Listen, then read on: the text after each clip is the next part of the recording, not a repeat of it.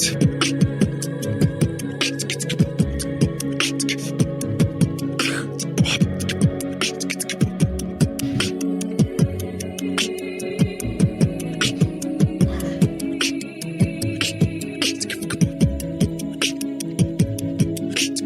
Welcome to Warcraft Reloaded, a podcast brought to you by Mash Those Buttons, covering World of Warcraft Classic and its community. I am Bobby, also known as Blazin' Bob, and Mel is going to be joining us, but she is going to join us here shortly.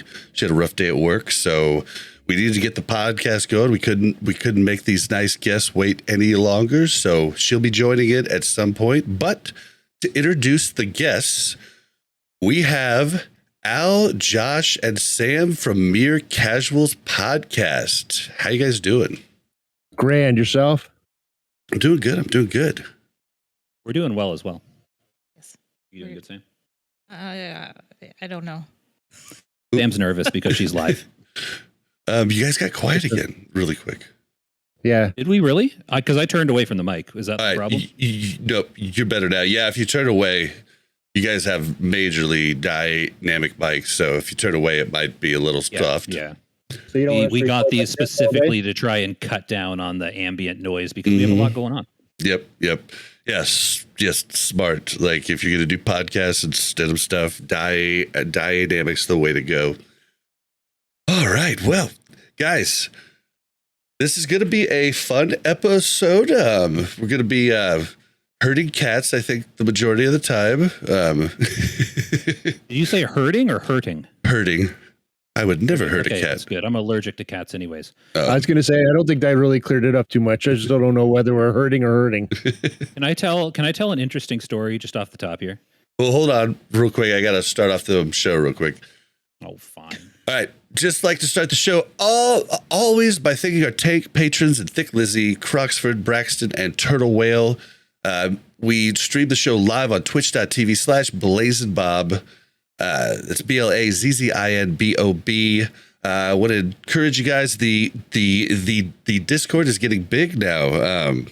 We're growing fast. We got like 300 people plus now in there. So if you want to join that, it's discord.me/Warcraft Reloaded, or go to warcraftreloaded.com for that link. I want to remind everybody that the new Rested XP hardcore version is out, the one specifically made for hardcore. It has all kinds of explanations on how to do certain fights, how to kite certain elite fights. I mean, it is awesome. So I encourage you guys to check that out. Check the link in the description and use code RELOADED at checkout to save 5%. And then, so the way the show's going to go, we're going to first do what we've been doing lately. We'll start out with Josh's story when we do that. Then we're going to do the news. Then the discussion section. We got a bunch of voicemails today. We're going to do those there.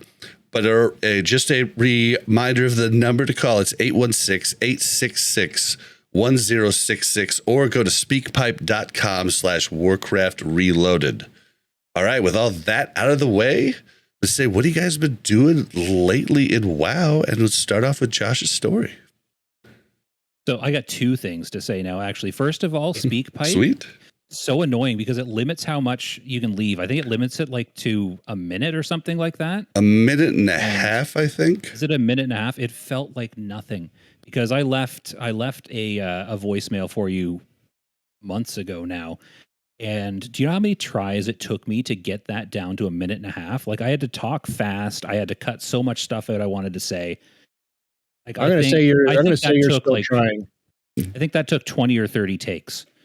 Like I'm not even kidding. I had to keep deleting and trying again because it kept cutting me off. Or you could just be like Mega Man and chat and send me 5 voicemails a week.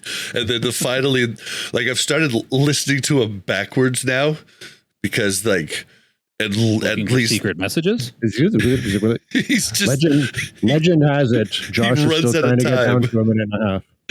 Oh man, but yeah, the unfortunately, That's the best I could do without paying for the service. The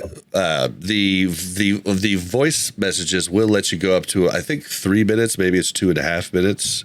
But yeah, I've had a few moments over the months where I've thought, okay, I definitely need to call and leave Bob a voice message about this.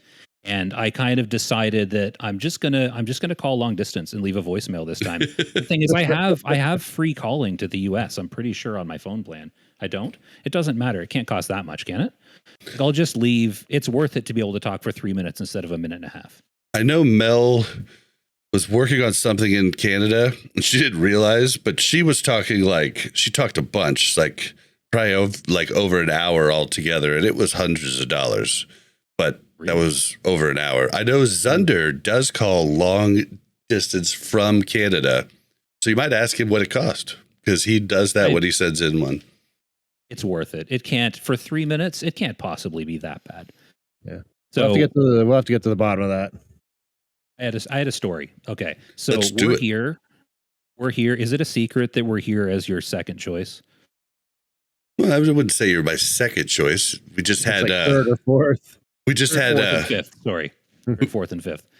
Yeah, basically we had somebody not show up, so I pinged the channel that all of the the guests that have been on the show are in Discord asked, and you guys piped up and said you'd come on. Yeah, we're last minute. Al, I'm telling a story. So it was last minute, right? So we had, I think I messaged you back 2 hours before, and you kind of didn't confirm right away. And then you were saying, oh, you should bring Sam too. And I was like, well, I'll talk to her. And Sam finally agreed at I don't know, 6:15. We were supposed to start at 7, right? So she's like, how long do we have? And I'm like, we have 45 minutes. So with 45 minutes to go, before we're supposed to record, I get up from my computer, okay? I go upstairs, I shave, I wash my face, I wash my hair, I moisturize, I pin down my eyebrows because they get a little unruly. I change, I put on a new shirt, I put on new deodorant for some reason, don't ask. I came down, I brushed my teeth, I go through the whole thing to get ready, right? And in that 45 minutes, Sam's like, oh, good, so I got time to eat another piece of pizza and watch some TV. So she's just eating pizza, and I'm rushing around trying to get ready. I'm the man of the relationship. More or less, I suppose. I have to put more work into looking pretty, I suppose, but I shaved, I contoured the beard, I pinned down the eyebrows. It's all good. I wanted to look nice on my grainy laptop. Whose razors did you use? I use ladies' razors. They cut me less. Interesting. Yeah, I was going to say we're like the Harry of this night court choice tonight, because he was the last judge at home.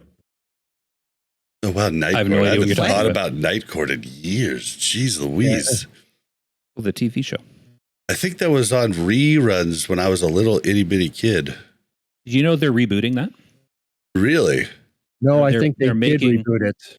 Well, either they did or they are. There is a new 2022 or something Night Court. I didn't watch it, but it exists apparently. Huh. Yeah, unfortunately. Usually, do you actually want us to talk about what we did in WoW? Yeah. What you got for me? So, Al, do you want to go first? Well, I did say we're starting with Josh, but I'll certainly go if you like. I just talked. I feel like you kept wanting to interrupt me. Well, because I was told I don't interrupt enough last time I was on, so I'm trying to overdo it this time.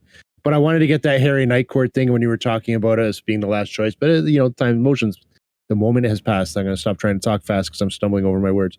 This week in WoW, myself, I've been doing the administrative part of WoW, trying to get different add-ons and interfaces working, much to my dismay.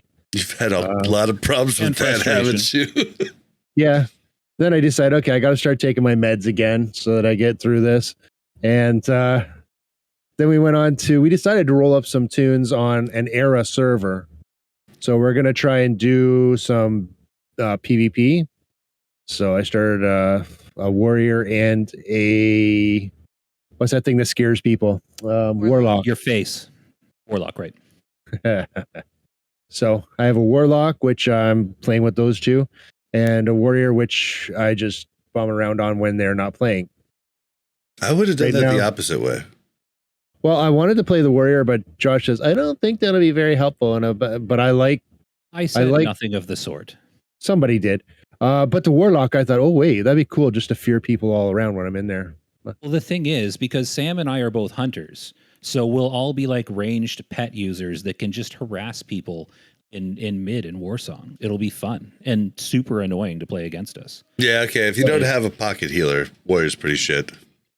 Yeah, we're all just going to be sniping people from a distance. It's going to be super irritating. Yeah. Now, going to an era server, we can't transfer anything, so there's no heirlooms, there's no money. So I've How much gold you got now, Al? about 11 and a half, maybe 12 when I log in. So I've been just I can give you some gold. I think I've got like 10K on my classic era guy that I ended classic with. Oh no, this is like, huh? I'm only at level 12. So I mean that's a lot of money at a level 12. Yeah, White Maid is where I was. Be right back.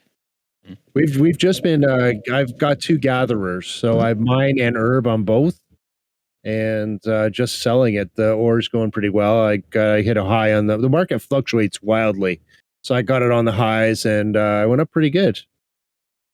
Nice. Yeah, White Maid was actually the server that I started on and ended on in classic World of Warcraft. It was a glorious server at the end.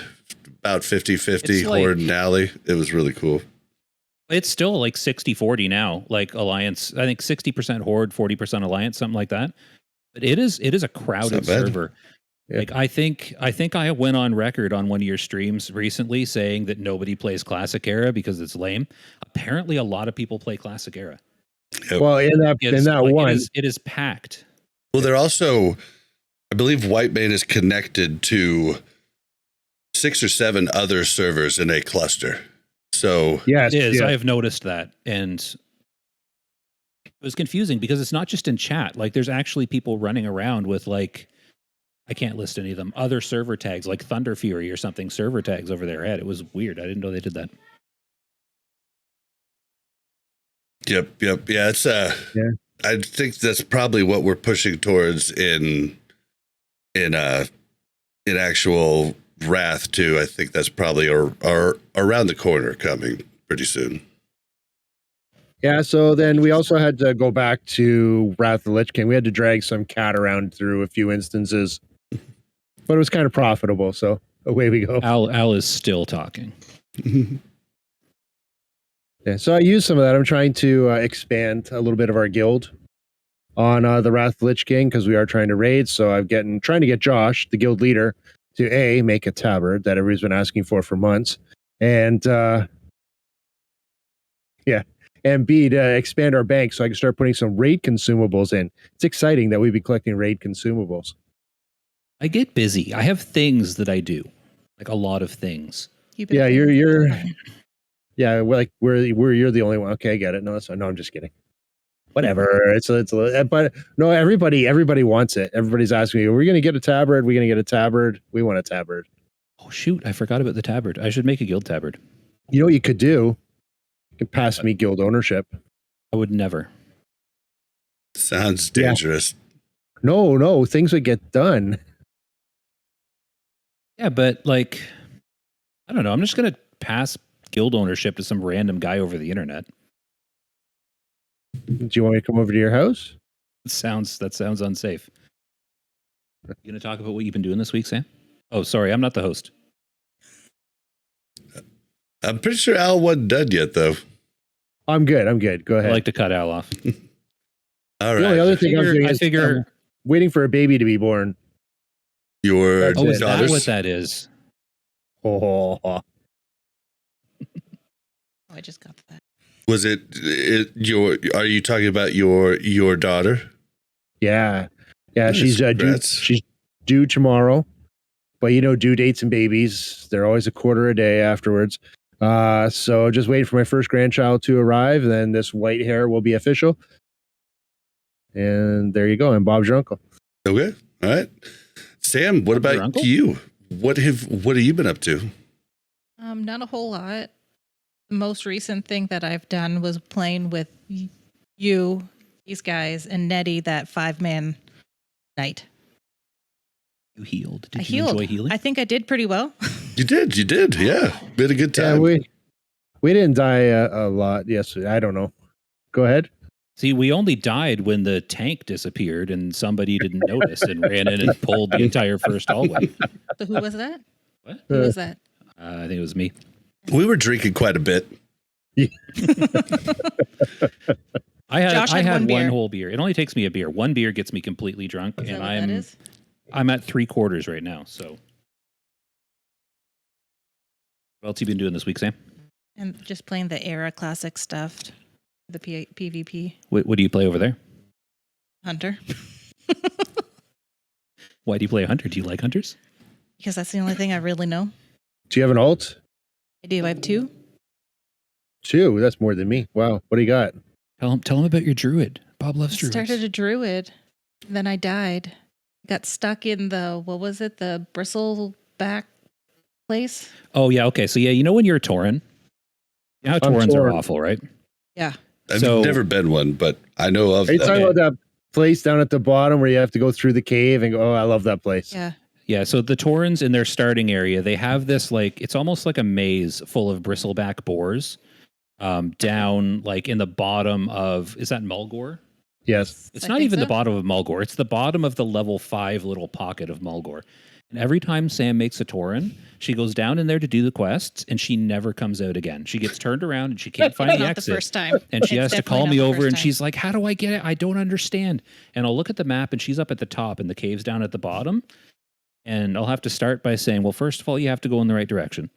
And then just if you just keep walking, like what they say, if you ever get stuck in like one of those Minotaur labyrinths, like in real life, if you ever get trapped in one of those, you just keep turning left.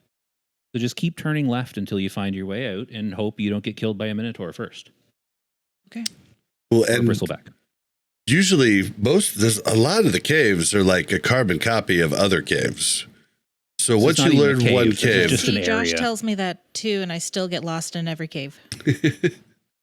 that happens to some people in games. Like that happens a lot. Like where people are like they don't see it the same way they would see something in real life. You know what gets me every time? Dalaran. Because when I'm used to playing Horde, right? I played Horde in Wrath for the first 2 phases, like most of the first 2 phases before we transferred over to Benediction. And to this day, when I hearth to Dalaran, I come out of the inn and I turn the wrong way to get to the flight path. Because I'm used to coming out and turning left and it's right there. So I come out, I'm supposed to turn right, but I turn left and I go the long way around every single time. Yeah, it took me forever to learn Dalaran too. I keep trying to go down into the Horde Inn, and they keep kicking me out. I said, "Look, what does it matter? Nobody's in there anyway." It's true. It's very true. Very, very have- few horde. We've seen some Horde. Like I've seen a couple. They do exist. Yeah, I've seen a couple. I've even been ganked by, well, one tried to gank me in Ogamar when we were doing the summer fire festival thing. But then he ran off. You know what the thing to do on Benediction would be? Because it's what, like 96% alliance right now? Something like that. I don't know the numbers. I think it's The thing even to do- more than that. Is you need to get yourself a group of like 5 like good PvP horde and just run around just slaughtering people because no one's expecting it. Like I'm out in the open world. I don't remember I'm on a PvP server because there's no horde. If you had like a nice elite group just going around destroying everybody, I would throw the whole server off. Like just stand outside. Go stand outside. The tournament's a sanctuary, isn't it? Yes. You couldn't stand outside TOGC and kill people. That's annoying. No, but you know where you Like- go. You go where threat from above, that little flying dragon. Go there, and when they come out to do it, you gank them there. Do people still do that? I don't know. What Possibly, is- I haven't. What is threat from above? It's It's one of the tournament where you have to fight the Choma. giant flying drake. Choma. Choma, yeah, and he drops the Oh, yeah. bombers, the cultists. That is a pain to solo as a rogue. You know what? Back in the easy to day, solo as a paladin. Yeah, it's easy on my warrior too. back in the day when I was doing it in retail, my shaman was soloing that sucker. I had a great time with it, but now shamans are just wrong. Shamans are fine. I think you're the one that's wrong. Shamans are a lot of fun in Wrath. Dude, there was so much shit talking between people that say they know Wrath of the Lich King, and like so many people were saying spell hands is not going to be the way to go. Regular enhance is going to be the way to go. And then it turns out, nope, spell enhance is way better than like no one runs regular enhance now. And they thought it was, so many people were like, it's going to be about the same. Nope. Well, the thing is, wonder like, how it'd be if I read it. I was playing spell hands in Nax with my shaman, right? And I kept asking in the back of my head, because some of the articles I had read were from pre-Wrath and people speculating whether or not you'd want to be spell hands. So I remember reading those and thinking, it must be pretty close. And I was still working on getting my weapon set on my shaman, and I was doing Nax, and the melee fist, of course it's a melee weapon, it's a fist weapon, the weapon off of KT dropped, the main hand non-spell hands, the main hand like attack power damage weapon dropped, and I rolled on it thinking I want to give this a try. So I switched over and I tried using just regular enhancement with regular weapons, and it is so much worse. Like, it's not even close. Is that one called so Pride? much more? No, it was it started with a C.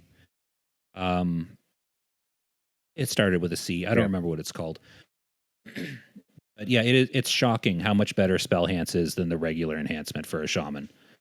Like, you don't want to touch Wind Fury with your weapons. You want all spell power and just blast stuff, because like more than half of your damage is coming from spell damage. Like, I think your melee and stuff like Storm Strike that counts as melee damage is something like 45%. Got the number wrong because I'm going off of memory from months ago, but it's a big enough chunk coming from spell damage that it dwarfs trying to play regular enhancement, because like you're nerfing like 55% of your damage output when you're dropping all that spell power. Like, suddenly your shocks and your lightning and your fire nova, it's doing half as much as it was before, because you can get so much spell damage out of it. It's crazy. Like, you can have thousands of spell damage. Well, and then I could be wrong on this, but the way I understand it is regular enhance is better single target damage. But the problem is you'd have to change out. I think they use rings, they use spell power rings, they use neck, they use weapon. You'd have to change out your weapon, your neck, your rings, a whole bunch of different things. I think cloak too, like a whole bunch of stuff to actually make it to where it is better single target. It's just like, it's not worth it for them, I don't think. Like, to like, and you'd have two specs too, right? Or I think the spec might be the same. It'd be similar at least, but even if you switch out to completely, like if you geared yourself completely for regular enhance, it's still not as good. I think that I've heard this itemized better single target, but I could be wrong. Oh, maybe, because you've got stuff like Fire Nova and Chain Lightning that boosts your cleave and stuff, but I don't know. It might be now. I know it wasn't in like Nax era when I was playing my shaman regularly. Yeah, I'm not sure. It's a really confusing spec. Also, there's a problem going on. People in your Twitch chat are taking the numbers I say seriously. If I throw out a number, I have made it up based loosely on my memories. I'm not good at remembering numbers. So 45% is just the thing that popped into my head. I don't know if that's true. It could very well be 15. It's not 15. It's an approximate number, though. Yes, these are the mere casuals, Mega Man. I feel like he knows who we are. That almost sounded like an insult, but no, it's just I mean, it's in the name, right? Yeah, true. I'm not an actual expert. I just play one on the internet. I like Sam's too many classes. I would say at this point I am an expert in Wrath on Warrior and Rogue, and that's it. I'm getting close. And I don't play like an expert. I just know like an expert. I know. I saw your parses on the weekday raid. Yeah. I'm getting close to being an expert in Paladin. Those that can't do teach. Should I talk about what I did this week? Because it's really close to what Al and Sam did this week. Do it. Wait for Mel to jump in. She should be in. Yeah, I saw her send a special message. Apparently 99.7 is the alliance population on Benediction, according to the chat there. It's even worse than I thought. So I've also been playing, well, when I'm playing WoW, because I've also been playing like Valheim on a couple different servers and working on some other non-WoW related stuff.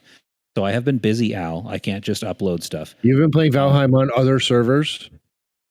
Two servers. Oh, I can't even. I can. But I've been playing, I think of it kind of as practice for the hardcore servers. Because we've been playing on the era servers, and that's what hardcore is, right? The hardcore servers are going to be era, right? Yes. They're not going to be Wrath? They're going to be era. Okay. So it's like practice. Like we die a lot, but we're playing on the era server and it's a lot different. And I've been leveling up my hunter over there with the intent of PvPing. Our thought was to level these characters, right? And stop at 19 and kind of twink out a bit and PvP at 19 for a bit and go to 29 and PvP for a bit. But the other day when Sam and Al were not on, I was like, oh, I'll queue up for some battlegrounds and I'll do some PvP. And there were no battlegrounds available in the 11 to 19 bracket. So I don't know if people are just waiting until 60 to PvP on the era servers, but I was surprised that there were no 11 to 19 bracket It's been that sucks. battlegrounds. It's been weird. It's been weird throughout all of Classic. I made 2 level 29 twinks in TBC. Queues were normally like 15 to 20 minutes. And then in Wrath, like the queues were like, I haven't done it in a while, but they were even longer. It might be better now, but like there's really just not a whole huge tweak scene like there was back in the day, which is weird to me because they turned on being able to turn off experience and made it so you still get to play against the people that don't have that turned off. And so it was such a big thing back in the day, and it's not a really huge thing now. It's a very niche thing now. Yeah, that's what I remember from PvPing back in the day. The especially the level 19 capped bracket. Yep. Was extremely popular because people would make their twink sets, and you'd have some people that were on the get white items and put the max level enchants on them team, and like seeing how much stamina they could get and how much health they could get in the level 19 bracket. And you got other people that would do get run through Wailing Caverns a bunch of times just to get all the best stuff from there. But it just doesn't seem, I mean, unless the day I was on just wasn't a very busy day, it doesn't seem like there's a whole lot going on in that bracket. So I'm still hoping, because we're still going to probably stop at 19 and see what we can do. But the other problem is my first thought was, it's no big deal. If the queue's long, we'll just pop the queue while we're out questing and run around, and when it pops, it pops. But you have to go to the city and actually talk to the battle master to queue in Era. So you gotta fly all the way back there. Now you can queue and then leave. Like if the queue is like a couple hours, you can go out and do your quests and whatever, and it pops you back to the city. You queue again and go. But it's a little bit less convenient than it is in Wrath. I think I've been spoiled a little bit by being able to queue everywhere. Yeah, it's crazy because queues, like even in TBC, before they made the change to where you could get your mount at level 20, even the level 29 bracket in Arathi Basin was fast 5-minute queues back in the day. And you're running in Arathi Basin. And as a tweak, it was pretty awesome because like you literally just go to the blacksmith and you just kill 5 people, and then you kill the next 5 that come, and then the next 8 that come. Red Paladin back in the day in Tweak 29 bracket was just a monster. But yeah, I mean, and even in chat, Resto Magus points out that like PvP in general across all of Classic is very niche now. Like, I don't know.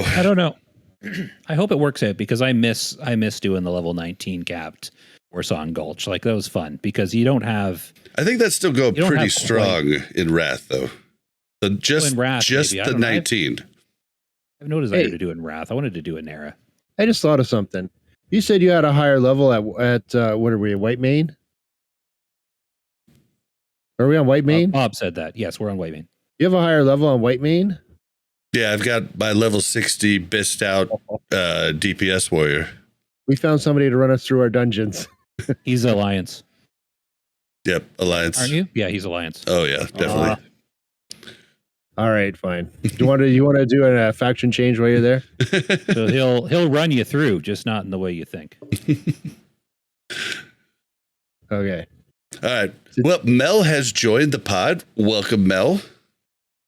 Hello, Mel. Hi, sorry. It was a long day. Yes. I was late too. Long day as well. Well, Mel, what have you been up to, Mel? In WoW, I've raided. I did 25 man in, 10 man. I keep like not signing up for the 10 mans, and then they'll either ask me or I'll be like, I can come if you need me, and they're like, yes, we need you. Damn it. But I don't care. They're like super fast. It takes like 15 minutes, I feel like, to run a 10 man TODC. But other than that, I've been playing a lot of Diablo. So that's about it. I have not done anything else in the game of WoW. Been watching some of your try Diablo Diablo games. Diablo's been fun. I like really love questing. So it's like when we level or when we play hardcore, I get really into it and that's all I do. And Diablo is just like a constant leveling, I feel like. So it's a lot of fun. Yeah, I loved playing Diablo 3. Like I was playing that not long after it came out, and I was doing the seasons, and I tried some hardcore. I was playing that a lot for a while. And watching you guys play Diablo 4 on stream, it looks so much like Diablo 3. It looks I like didn't play Diablo 3. See, I feel like you're zoomed in way more than you were in Diablo 3. Like, I don't like how far you're zoomed in. That's one of my biggest complaints about it. But they want to keep you zoomed in so they can, keep selling you those bullshit $50 item sets. What are you talking about? You're looking at your armor more often? Yep. I mean, it's tinfoil Wait, hat like- theory, but it makes sense. Is it Listen, like I could care transmog less. sets? Yeah. Oh, that's just silly. Yeah, I could care less. Well, what's silly is how much they cost. Literally, it'll be $50 for like a 6-item set. Buy it. Yeah, I don't know. I definitely wouldn't buy it. I like wearing the gear I've found, like with pride. I don't want to look different than what I've got on. If I find something cool, I want to be looking at it. I don't care how dumb it looks. I know. Bob accused me. He was like, did you transmog your gear to look exactly like me? Mel, that's so lame. And I was like, I didn't transmog any of my gear. So no. And then it was She like just a couple happens to hours match. later. Yeah, he was very skeptical of this. He did not believe me. And then a couple hours later, the like loading screen came on, and I was in this like very mismatched outfit because I had gotten some upgrades, and he was like, "Oh yeah, I guess you didn't, huh?" And I was like, "Yeah, asshole." that's Don't care. another thing that they do. Anytime you warp or go into a dungeon, any loading screen has your guy just standing there posing in his awesome gear. See, When it's got you like your noticed full that? gear and everything too, that's kind of cool. Yeah, he noticed that. I've never noticed that. Like until he mentioned it, and then I was like, "Oh, that's weird." And also, Which is I'm a weird because druid. you're the one that takes like an hour and a half to make your tune. Yeah, Because you want to make because I it want look their pretty. face to look cute. But I'm a druid, and there was very limited options on how to construct your druid She's a tune. beefcake. Yeah, I could hear Bob talking about that. Yeah, In fact, and I was just like, listen, I want to be a fantasy character, and I want to be skinny. Okay, so I don't have to be skinny in real life, but I want to be skinny in my game. Okay, so let me have my skinniness here. I was there when Bob was just commenting about how bad your character looked. I was like, that's one big know. bitch. Listen. One He of doesn't the- complain when I turn into a werewolf and destroy everything for Nobody him. got my Deuce Bigelow joke. I didn't watch that movie. Nobody acknowledges that movie exists. Oh, dude, when he's dating the girl that's like 8 feet tall and they're walking by and somebody's like, that's one big bitch. Nope. Okay. Never mind. That's such a bad movie. One It's such a of good my movie. favorite things. One of my favorite things about Diablo 4 is basically watching you and Bob play. It's kind of funny. Oh, yeah. We refuse to follow like- each other. Well, Oh my Mel, God. I don't know what to tell you. Listen, Bob and his, like, the worst thing that happened to us in Diablo 4 was my brother telling us that you could warp to each other. Because you the can't only put thing people on that follow. the only thing that kept Bob in You can't? check was that you couldn't put people on follow. Now he's just like, okay, well, I'll just warp to you. Go ahead. I'm like, Let you do all the work and he'll catch up later. yeah, have you ever watched us level in WoW? He's like 80% of the time on follow. What she doesn't tell That's- you that's is I'm the Sam. one That's me. that refills both of our drinks. I'm the one that takes the dog out while she gets to stay Okay. questing. I'm the one that feeds Whatever. the dogs while she gets to keep questing. I'm the one that does everything while she gets to keep questing. And what she's also not telling you about the D4 is I've also used it, maybe not as much as her, but I've done it where she's doing something. I'm like, okay, I'm here. You could warp to me. So it's not been a one-way road. Twice, maybe like twice, honestly. So here's a story about follow. Okay, when I'm playing with Sam and Al, they both auto follow me all the time. Sam especially, like anytime we're going anywhere, she's like, "I'm putting you on auto follow." She doesn't go anywhere. She just leans back and gets on her phone, goes on TikTok or something. So I'll be running everywhere. You follow me sometimes too. Sometimes, thank you. It's mostly Sam. But here's the thing: I never get to auto follow anyone. Like I'm always the Did the one other day. running, and I didn't learn. Like it's to the point where I was watching Bob's stream. I think I might have even been grouped with you, but I also watch your stream while I'm grouped with you because it's weird. I was watching your stream, and you're like, "Oh, I'm going to put you on follow," and I saw you click on my nameplate and click follow, and I was like, "Hold on, you can do that?" I didn't know there was a spot you could click for follow every time I follow remember. someone before I type it. When we're And, like, leveling, I didn't know there was a button for it. when we're leveling, I Literally. make a macro with /target space Melarita enter /follow. And so I just hit one button to follow. You know why he does that? Because of how Sam has that frequently he macro. uses it. So, Josh, how long have you been playing WoW? Retail or otherwise? Oh, 17. How long has WoW been out? 20 years? 19 years. Okay. So literally 2 days ago, we're playing together. Maybe it's 3 days within that time frame. He says, "Do you know that you can follow somebody without typing /follow?" I'm like, I feel that Yeah. it's important. I feel it's important to learn, to have an active learning process throughout your life. And it's good to leave things to learn later on. Like I like to learn something new every day. And you can't do that if you know everything off the bat. I'm going to be honest. The things that you don't know shock me a little bit sometimes. I'll tell you stream, because it's amazing how much I learn. Like I know a ton about this game, but I learn stuff constantly from stream here. And then I'll also other people will learn too. It's a really fun thing. Like I was in stream the other day doing BGs. I was messing around on my druid, seeing if it was worth it for Eye of the Storm weekend, like it's worth it for Altric Valley weekend to level, and it wasn't. Spoiler, but It's so worth it. So do you know this? If you hit in a BG, if you hit Shift M, you get a BG map. Did you know that? No. It's a little that's true. itty bitty It's like a map, little map. that shows up on your screen, okay. shows No, I you do what know that. nodes are tapped, contested, yada yada, right? I do remember using that back in the day with Arathi Basin. So that I didn't remember that until you said it, but I do remember using that. Let me go I even used to further. PvP a lot years ago. Let me go even further. If you pull that map up, and it works great for everything except for Altric Valley, but if you put your cursor over the map and you scroll wheel up, you zoom in on the map. So then you could have all of your nodes showing in the map. Like it's just like an easier way Like to pull open the world? information. No, this is only the BG map because it shows You said nodes, my head jumped to mining. Gotcha.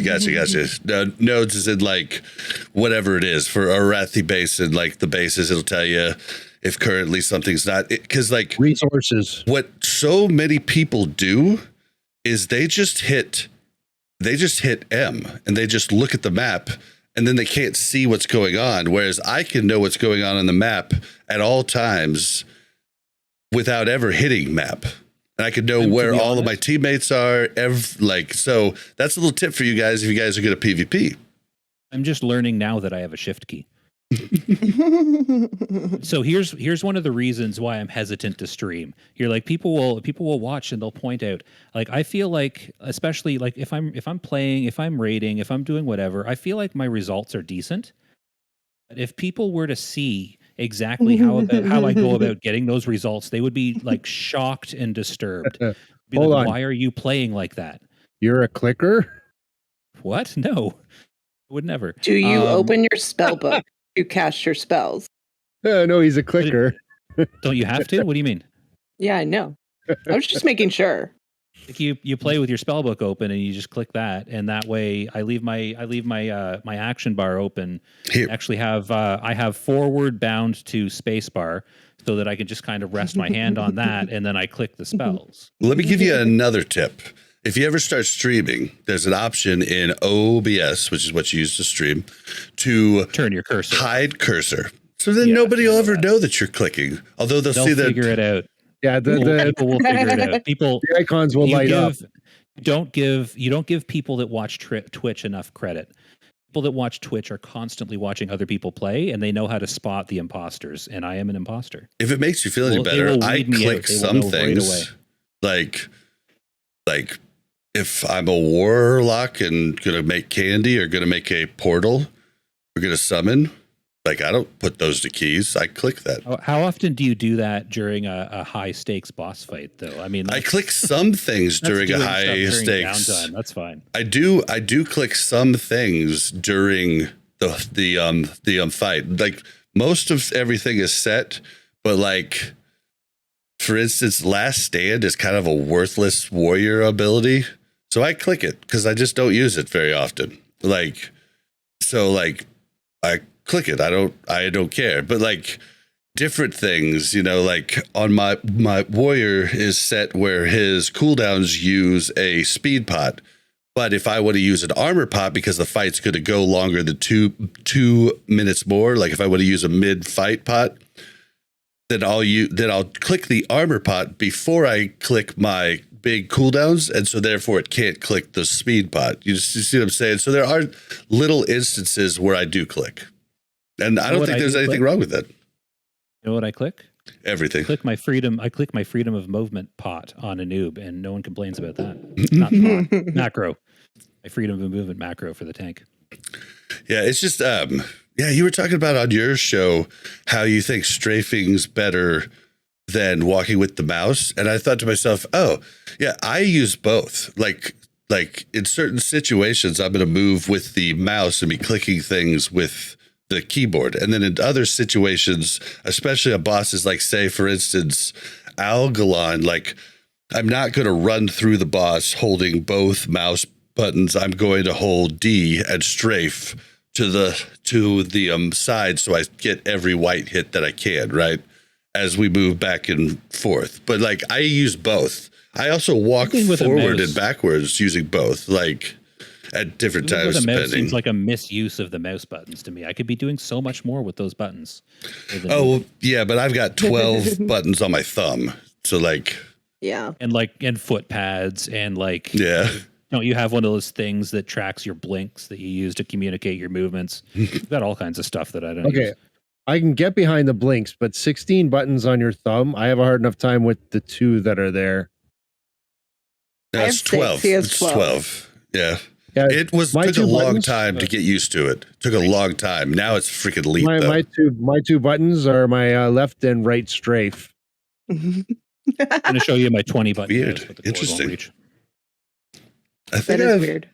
I think I've known some other people that do that. Like it just all depends on what you're comfortable with, and like honestly, changing after years as you tried, it's hard. Like it takes a lot of reprogramming of your brain. That's why like when I work up a new character, I try and think about how they're going to be at 80.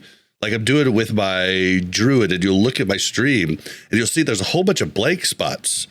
And it's like, I could just have all of these close, but like I know that I'm going to want it over here later or in this general area, and I don't want to retrain my brain as much when I get to that point. Because most people will level a character. They'll just keep putting stuff on, and never really reorganize what they're doing. And then by the time they get to 80, they have so many bad habits built up with their keybinds that they're like holding their pinky over here and reaching over here with their thumb, and so much easier bars- when you just click it. You don't have to reach your pinkies. No, my bars have so much stuff on them that I do not need. Okay, there's no reason for them to be there. I know I've been trying. I'm like a button hoarder. I've been trying to my new characters only have 4 bars instead of 5 bars. But here, randomly, I will accidentally place something that's not appropriate to be in a different spot where it's connected to some keybind that I don't realize, and all of a sudden I'll start hurting because I accidentally pushed this one button, or I'll start doing something random, take some pot or something, and I'm like, God damn it. But more frequently what happens is I can't find the things that I want on those keybinds, so I end up just opening up the spell book and pulling it out of the spell book and putting it back on my bars. Then I've got 3 fear wards on my bar somewhere, right? There's definitely a better system here that I should probably just kind of clean it out, but it's like my bank. My bank is just a smorgasbord of everything that I didn't want to take time to do anything with that I might need at some point in the future, but probably not. Which is crazy. I was just cleaning up my. Oh, so you go ahead. You go ahead. I'll stop. Okay, I was cleaning out my bank the other day on 4 tunes, and I was just remarking to myself, because there's no one else here, about how much this feels like cleaning up my house, and I absolutely hated it. Yeah, it's the worst. Yeah, well, the worst part about that for me is that Mel, at the end of every expansion so far in Classic, I'm the one that's cleaned out her bags and actually made everything in her bank and made everything copacetic. And as I do it, I want to shoot myself because I'm like, if you just would have said, okay, this stuff was worth a ton a month ago, and now it's worth nothing. What the hell, Mel? Let me tell you a story, which none of you have heard from me yet, and I was trying to keep it to myself, but now I want to tell it. Cleaning up my bank the other day when I was feeling the horror. Don't do it when you're tired either. 2 days ago, using TSM, I went and I pressed sell trash, little buttons at the bottom, Bob, sell BOEs, and I accidentally put sell everything. I said, no, stop. And then I didn't stop it in time because you can only restore the last 12 things it bought. I lost 3, and you can't restore them. I lost 3 cardinal rubies. Damn. Although those are worth crap now, though, right? Well, I mean, that's about 1,000 gold. Oh, cardinals. No. Okay, cardinals. Yeah. Okay, the new ones, the epic ones. They're Get gone. them through the restore thing. You cannot restore crafting materials. Oh, that sucks. They are gone. I was just there going, wow. I've done that with gear a million times, but I just bring it back. Store the gear. So you want to hear a fun action bar hotkey story? I remember back when I was raiding in classic, 2004, 5, whatever. For the longest time, I had my professions on my main action bar on my hotkey slots. I think because I would just drag stuff down as I got it. And when I learned my professions, I dragged them down. So for the longest time, at 60, when I was raiding, I had my mining and blacksmithing on 3 and 4 on my action bar. That is hilarious. Nothing of it until one day I was I figured out, I should be using these number keys for the hot buttons. And I was like, maybe I should put something useful there instead of hitting my mining key or opening blacksmithing on a boss fight or something. See, for F6 or F5 through F12 and 8 through equals, I'll have stuff like that on there, that I don't want to necessarily click, but I would never hotkey those buttons anyhow. I kind of don't need them. I should just switch to where I don't even have all 10 or 12, spots on my bar, but I just never do that. Okay, so WoW was overwhelming at first because I came to WoW from a game where I had like 3 buttons that I would push. So suddenly having like 30 spells that I've got to cram onto my action bars, I was like, what do I do with all these? Wait a minute. all right, well, 3 buttons.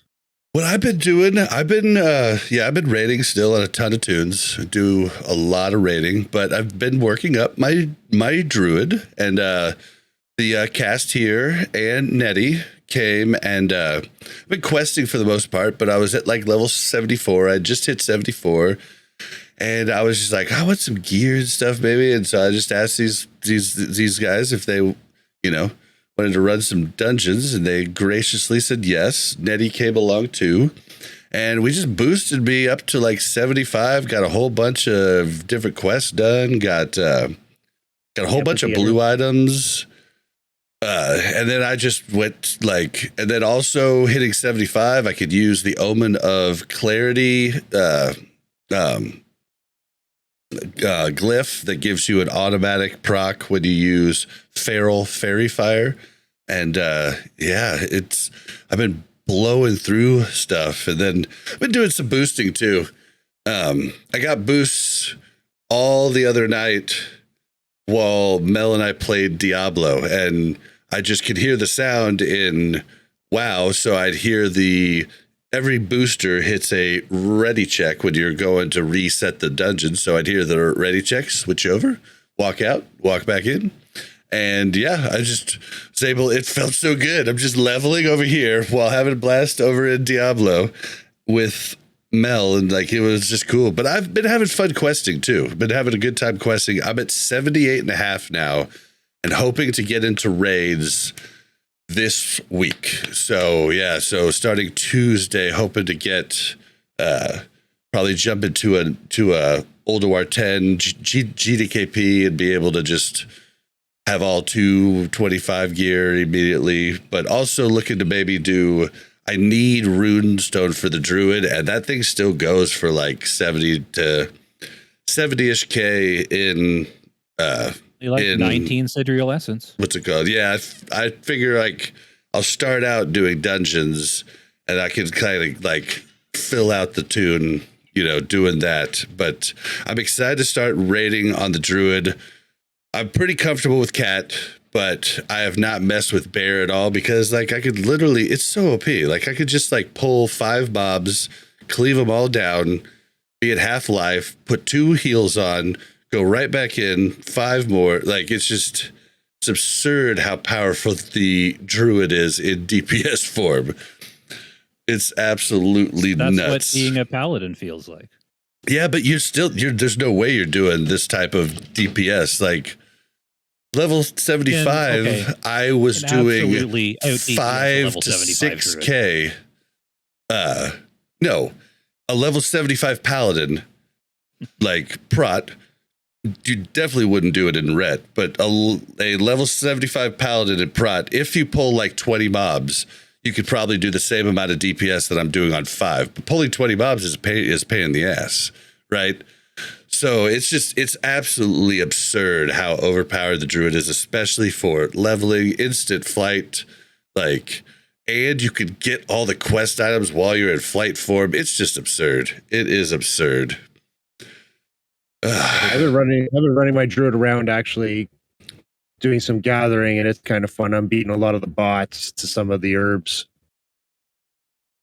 DPS you doing on your Druid, Al? I still don't see any bots. We lose DPS. Al. No, I'm here. Camera was flaking out on me a bit. Yeah, I got a little grainy. But okay, so that's what I've been doing. But we've been on this for a while, so we need to move into time for the news. All right, first up in the news. This is a little weird. I don't know. I thought about not having it in, but it's funny, so I thought I would throw it in. You guys are gonna have to check the link in the description to get the actual video footage of this, but basically on the oceanic realm Arugal, Frostmournes are just raining from the sky, or were just raining from the sky in Orgrimmar. That was happening on no other server, no other town, just Frostmournes every place. And our good friend Rokeman over at Wowhead went in and found that this actually happened in November of 2011 as well, and it was an exploit people were using, and they were making designs and stuff. So this is a little different. They were just like showing up there. It was really, really weird, but it's interesting that the same thing happened back in the day too. So it's not really news, but I just thought it's interesting when something weird happens and we don't know why. Yeah, I thought I had read that someone had like hacked the server or something and caused this to happen, but That's it what was he like a legit said. bug?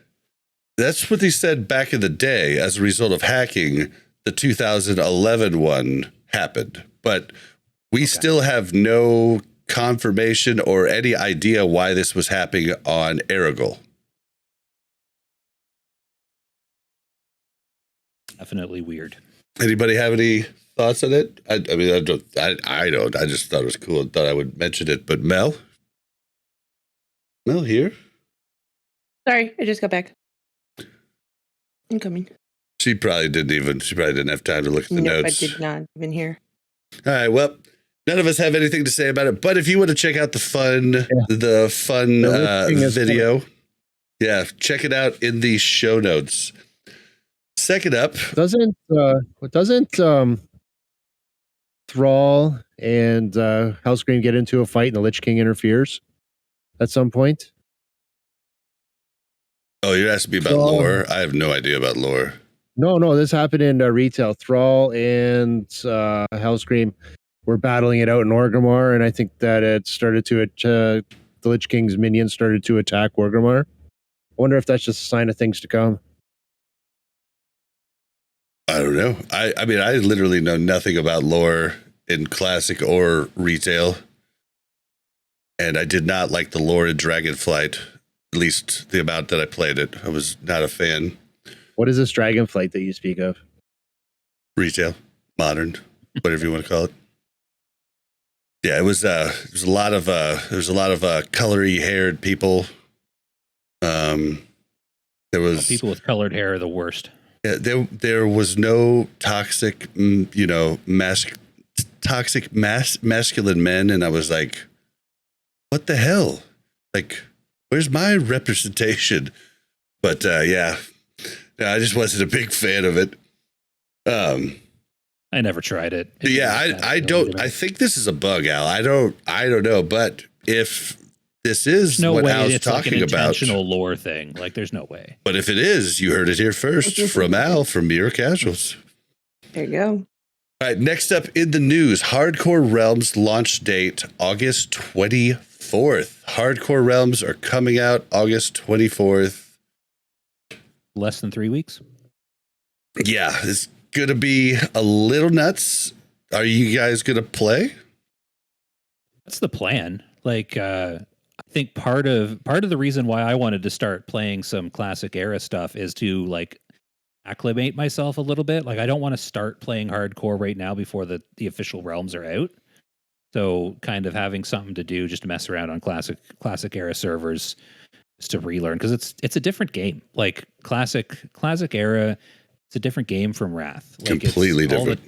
Classes are all different. Talents are all different. The game functions in a different way. Like, even the menus are all different. It's a completely different feel. So, like, I definitely want to check it out. I definitely have my issues with the way they're rolling the hardcore out. I mean, I'll try it. I don't know how long I'll play it. I'll probably get tired of it after a while, but like, definitely gonna try it. No way. No way. What? No, just no way. You getting tired of it? I get tired of everything. Yeah, I'd give it a try. Are we going to do any mock gra though? Is that how you say mock gra? Mock gra. I'm Oh, gonna no, do it no. just You so I say can run it. away. Mock gra. Oh my god. The runners. Oh, that's what I'm gonna do. I'm gonna challenge someone to a duel. And I'm gonna run away. I'm gonna play a druid just so I can shapeshift and bolt. On those 3-day curses? I was thinking about It's a this, badge of honor. and I think that they need to have like a permanent debuff on anybody that stacks. And it doesn't have to do anything but show people that you were a coward and ran away, right? Like, so if somebody just assume challenges with you me. to a duel, and they've got 22 stacks Hold on. of You're talking about cowardness. Yeah, you're talking about coward. We haven't even got to that yet. We're talking about hardcore. Yeah, but yeah, we're just talking about the release. Like, we've got a whole bunch of updates on what's going on in it next. Well, Josh brought it up. I can't do Wasn't my time. fault. I can't do time A stamps. slightly different part of the thing we're talking about. Yeah, I mean, but like, I got to do time stamps, and like, I Oh my can't do gosh. them if everybody over your jumps timestamps. around. Hey, people, Tell Knew people what to you were suck it. getting. I haven't done them for 2 weeks, and you know how many angry emails I have gotten because I haven't done my timestamps? I'm like, sorry, everybody just talked about random shit. I can't help it. Okay, so That's fun though. That's just mere casual. Forgot And you were honestly, you should guys don't do respond time. I mean, yeah. sorry, deal with it. What are you gonna do, Mel? Are you gonna play? Because Hardcore. I have a pretty elaborate plan for the first week and a half, 2 weeks. What's your elaborate plan? I want to know now. I don't know if it's gonna work out, but I plan to get up. I plan to spend a long time streaming and basically trying to get worked up to get on that first rag kill with Oppie, Bobka, all the streamers. Like, I want to get on the first rag kill, which is going to mean I'm going to have to degen no life it. I might even do a 24-hour stream when it launches. Wait, when does it launch? The 24th. So I want to get in on August? one of these things, and I haven't ever. So I'm going to be trying to do a warrior, one of the hardest ones to do, all while trying to like. Although it's literally objectively one of the hardest ones agreed upon by countless people that are in the hardcore Warrior's scene. not that hard, and if you don't make it to 60 fast, it's a skill issue. Clearly, Well, it is a little different because I'm going to see how the guild's going to handle it. But if they allow for grouping, I mean, it'll be easy peasy. But if they want to make a rule that we're for grouping. Yeah, but if they as a group want to make a rule for solo self-found, then it's going to be very hard. But a warrior with a pocket heal is a monster. A warrior without is a noodle, basically. But I can hamstring kite with the best of them, so I will be able to work up solo. But I'm just gonna have to wait and see what the plan is for everything. But yeah, that's my plan, is to try and get in on that raid, and the only way that happens is to be a warrior and to work up fast and gear out fast too. Like, and yeah, so it's gonna be a crazy week for me, but I'm going to give it a shot. I think I'm going to fail, but I'm going to try not to. Well, rush, but don't rush. Okay. I like how he asked me my plans and then just like took over that segment. Well, to be fair, Josh did ask him what his plan was. Okay. Also, I do that to Sam all the time too. I get it. We'll blame Josh this time. It's all right. It's all right. Sorry, Josh. I found another bus. It's fine. Yeah, I mean, I plan on playing. I don't know if I plan on doing it for like 3 days straight, but I feel like Bob's gonna be very annoying because he's gonna want to like level, like push hard on his one character, and I'm gonna be taking my time and doing my quests and doing what I want to do. Yeah. I think for us playing together, it's going to be like a after this initial boom goes type of deal. Like, or when I die at level 45 and have no chance of making the raid, I'll be like, okay, well, you ready to do hardcore? Because I'm done. Now I can relax and play with others. Oh, I don't know if it's relaxing ever. I don't know if I'd ever describe hardcore is relaxing. It's usually pretty intensive. See, I don't know. When I was doing hardcore, I've done hardcore before. When I was playing it, I found it very relaxing because you're just kind of in your own little world. No. Yeah, worry about it, very don't worry about other relaxing. Like people. when I'm walking someplace. Like, Not even though, because you're still worried about the stupid mobs like coming and getting you, or running into something stupid, or somebody griefing you. Like, You worry Yeah, too much. Josh, what is your highest hardcore character? I don't know, like 30? I didn't try it. I didn't play it I very much. think- I've never died, though. You have to show me 30, because I gonna call bullshit. Because No, if you I- actually it's on, played hardcore, you would know. Your head's on a swivel, like not. one I just don't mistake. Well, if I mean, I played an orc. Okay, I played an orc. I played through Durotar. I played through Crossroads, and then I did some Thousand Needles. And do you have any idea how many times I've leveled characters through those zones? I know where every mob is. I don't do need too. My head on a swivel in Crossroads. Like it's just I know. Where I everything think is. you I've need to done put it. your It's money where your mouth is. And if Then on I the see 24th. you get at least level 40 on a solo self-found, then I can take you seriously. But I can't take you seriously right now saying it's easy. The majority of people never get level 60. Shit, the majority never get level 45 or amount. Like it's. I quit at 30 because I was bored because it was too easy. I'll be lucky if I get out of the starting zone. I would probably die immediately. Yeah, probably. Oh, it's a lot of fun, honestly. Like, it changes the way you play, but it's just a lot of fun to Just have play one the of those extra challenge. an easy mode I- class like a warrior. Actually, Akona Priest. did pretty priest. good at the start. I mean, we weren't playing hardcore, but I didn't die until I jumped off the cliff in Wrath doesn't Yeah. count. To try and die in Wrath. Yeah, Wrath's a lot easier. Like there's just a lot more. There's a lot more oh shit buttons, everything else. That's another thing about Druid. Freaking Night Elf. Like I have a freaking Vanish in Shadow Meld on a 2-minute cooldown. Vanish is a 5-minute cooldown on Rogue. Like what in the freaking hell? Is Shadow Meld a vanish? I thought Shadow Meld could only be used out of combat. That was how it was before Wrath. But in Wrath, it's a Vanish. Really? Mm-hmm. Oh, that's crazy. Oh yeah, I use it all the time. I better put that on my bar. Oh, God. Are you level 80? Yeah. Okay, so I played 1 to 60, all of Classic. I tanked with them, and then I gave up on TBC, and then I quickly got them from whatever to whatever. And I didn't actually learn anything on them. So yeah, I didn't know that they changed the Shadow Meld to a Vanish. All right, well, looks like we're all going to try it. Please go easy on Josh in the YouTube comments and don't flame him too hard for bullshit. Excuse me. I had something in my throat there. All right. You got a little something in your throat there. Next in the news, there's a few different changes that they made to the hardcore realm. So death announcements can be disabled in the chat window configuration options menu under other. So it's kind of like you could turn it off just like you could turn off general chat or guild chat or whatever you want. Like you can have your own window set up just to show deaths, whatever you want there.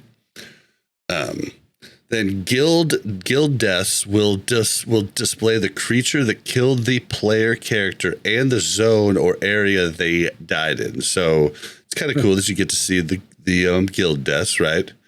I can see it now. Alan died from enemy flight master. And then the one you guys wanted to talk about really bad is a coward debuff will be inflicted on players that flee from a duel to the death. This debuff is incredibly punishing and will persist for 3 in-game days. The total inbounds area for duel to the death has been greatly increased. Now, I don't know this for sure, but I would assume that means the area is bigger based on the flag that is dropped when you duel someone. It's not going to be based on your distance from the other Proximity, player that because that person. would be crazy. So yeah, it's going Yeah. to be from that. So we went over this before, the coward debuff and what it was going to be for 3 days. What I'm saying is that they need to have a permanent, like, asterisk that stacks Yeah, that'd be smart. on their nameplate that says, I have been a coward 12 times, 82 times, Just 0 like times. just like they have Right? the Why- ears, right? The I stop Scarlet at an Letter. asterisk. What? Because this is hard. This is hardcore, right? Like if you die in the duel, you delete your character. Well, you don't. Your character just can't res. You're done, right? So why just an asterisk? Why not have the 20% across the board debuff be permanent? Permanent, coward wow. debuff, and then if you do it again, it stacks. I Because I don't- mean, the alternative is you lose your character, right? So you're not supposed to be running away from these duels. Why not just? I mean, I like Mel's you could idea you could more just have though. the person die, but like, well, why not? Why not permanent? It's hardcore. I like Mel's idea more because it would de-incentivize people for doing it because they'd have all these ears, but then they'd have 3, dishonorable Right. coward, buffs too. So you'd be like, oh well, I'm not gonna.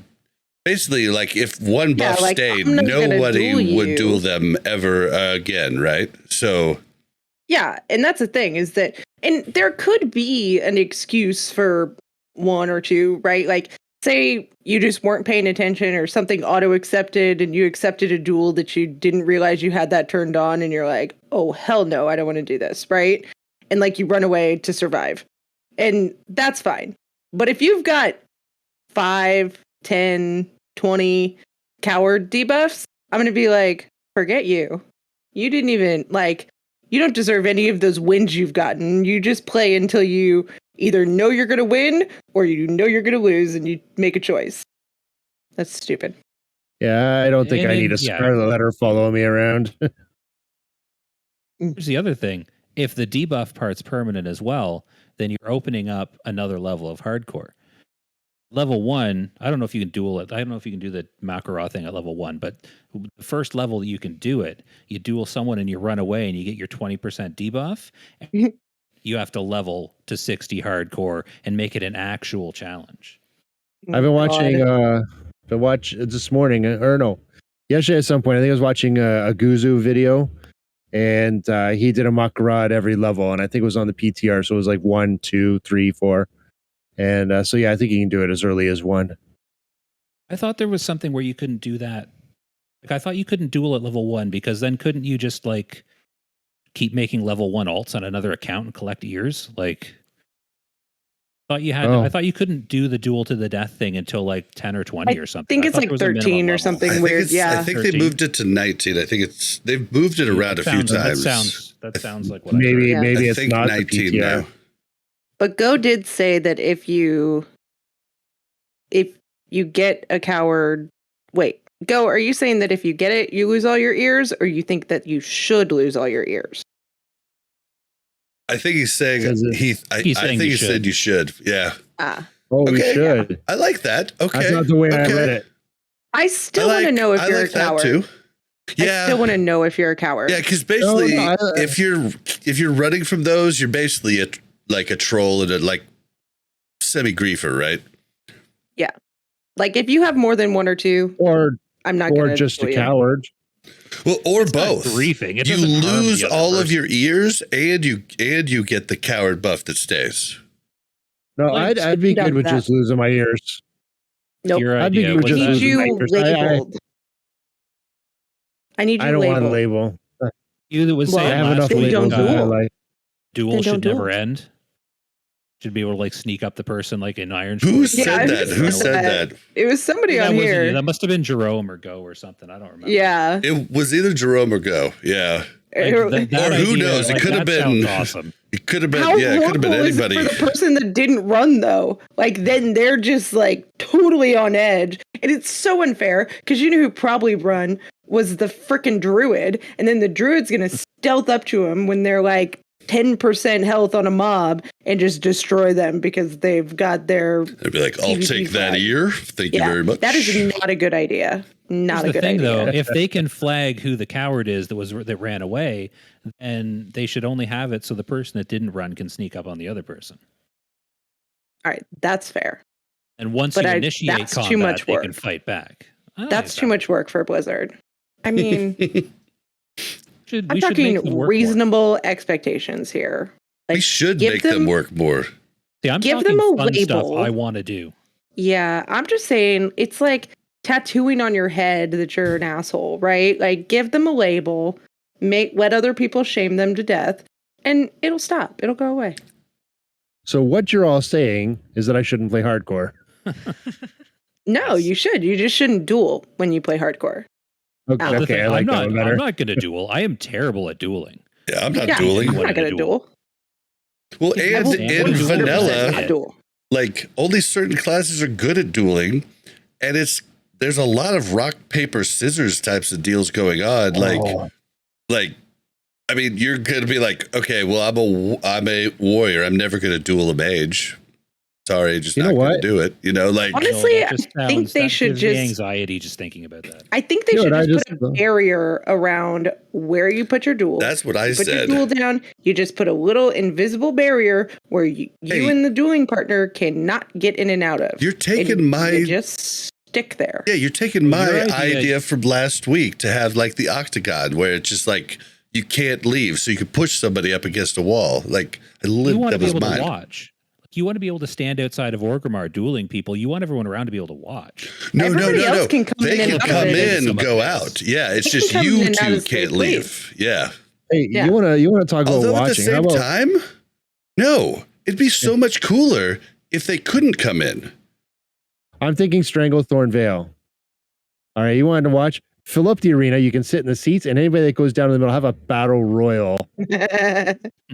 Yeah, Can't you or already do that? Don't you flag when you go down there? Yeah, but it'd be kind of cool if they actually had a decent prize down there for you. You go down there, fill it up, and anybody can fill in the seats and watch. I think it'd be cool if they could make like an octagon and it would just like stop people from walking through. I think that would be pretty cool. Or at least it would be kind of a big pain in the ass because you could really grief people with like yeah, by where you put the locations. octagon. But, Yeah. but what And you why is it do, an octagon? what you Why do, don't we like? what- Can let me I just ask finish. first? Why an octagon and not a circle? Like I was Because just thinking a MMA. circle. Like what are we? because MMA. But they've Literally already got because the arena. MMA. But yeah, but arenas are instanced. What you do is No. anybody who walks in, arenas are instance. No, But they there already have the is arenas to put this. They the have actual Talking arena. about like 3v3 arena, 2v2 arena. yeah, they have the Stranglethorn Vale, and they have the Fair. Yeah, but only one person could use that at a time. Was what I'm saying. So what you do is you could duel anywhere. You could duel anywhere. It puts an octagon. Anyone who's not in the duel that walks into the octagon is basically invisible to the two dueling people. So everybody can stand in there. They can watch the duel. They can do whatever they want, but they won't impede the duel in progress. Oh, phase it. Boom. That I also sounds think even more that's a complicated lot than of my work. idea. I think honestly, you just make it so that two people that are dueling cannot leave a certain area, My question and is, they just have to deal with it. Go say in How the did chat the- $20 to drop the debuff. how did the WoW community turn hardcore into a PvP discussion? I don't know. Honestly, I think it is Zaryu's fault. I really do.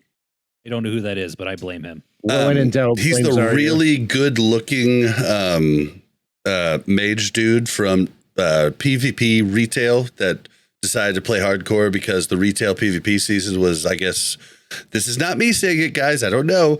But from what everybody who plays PvP in retail has said, the season was just crap. It was horrible. So that's why a bunch of the PvPers came over to hardcore. So Zaryu, not done. So he came in and did a bunch of hardcore, made hardcore much more popular. Like he streams to 1,500 people, like on average. And he does a ton of duels in hardcore. And duels don't kill you in hardcore unless you get griefed somehow. But he did a ton of it, and so that's probably what gave him the idea to do it. Honestly, it's just a cool idea, right? Like you die and you duel. Is it cool though? I've never. Everybody loves this Makara. The streamers are like, "This is great." I'm like, I think this is lame. Like, I mean, I think it's cool to watch the streamers do it, but. Well, that's what I'm saying is that it's like the normal person is not going to go in there and say like, hey, let's duel to the death, right? But I do think it's a cool, like, competitive landscape that you could, like, take advantage of that says like, hey, I'm a hardcore player. I will duel you. And, I haven't died because I am still here, right? Like I feel like the stakes are really different than they ever have been. Right? Like a duel before was just kind of like, okay, whatever. Like, I didn't even like to duel when I didn't die and have to delete my character. So I'm definitely not going to like to duel when I have to die and delete my character. Because you have to be a completely different. That's another thing. There's no duel spec. So you want me to duel as like PvE spec? Like, this is absurd. It will bring a different set of people to the scene. Right? And I do think that people will be excited about it. It probably will lose hype at some point, right? Unless it really takes off and people really succeed at it. Knowing that you have one life is going to be hard. I think it'll be big in the 19 bracket. That's all I think it'll be. It's definitely going to be more of a spectator thing. Like, I don't think that many people, especially at higher levels, I don't think that many people are going to actually do it. The only thing I am less likely to do than duel someone in hardcore is duel someone that I know is good at dueling.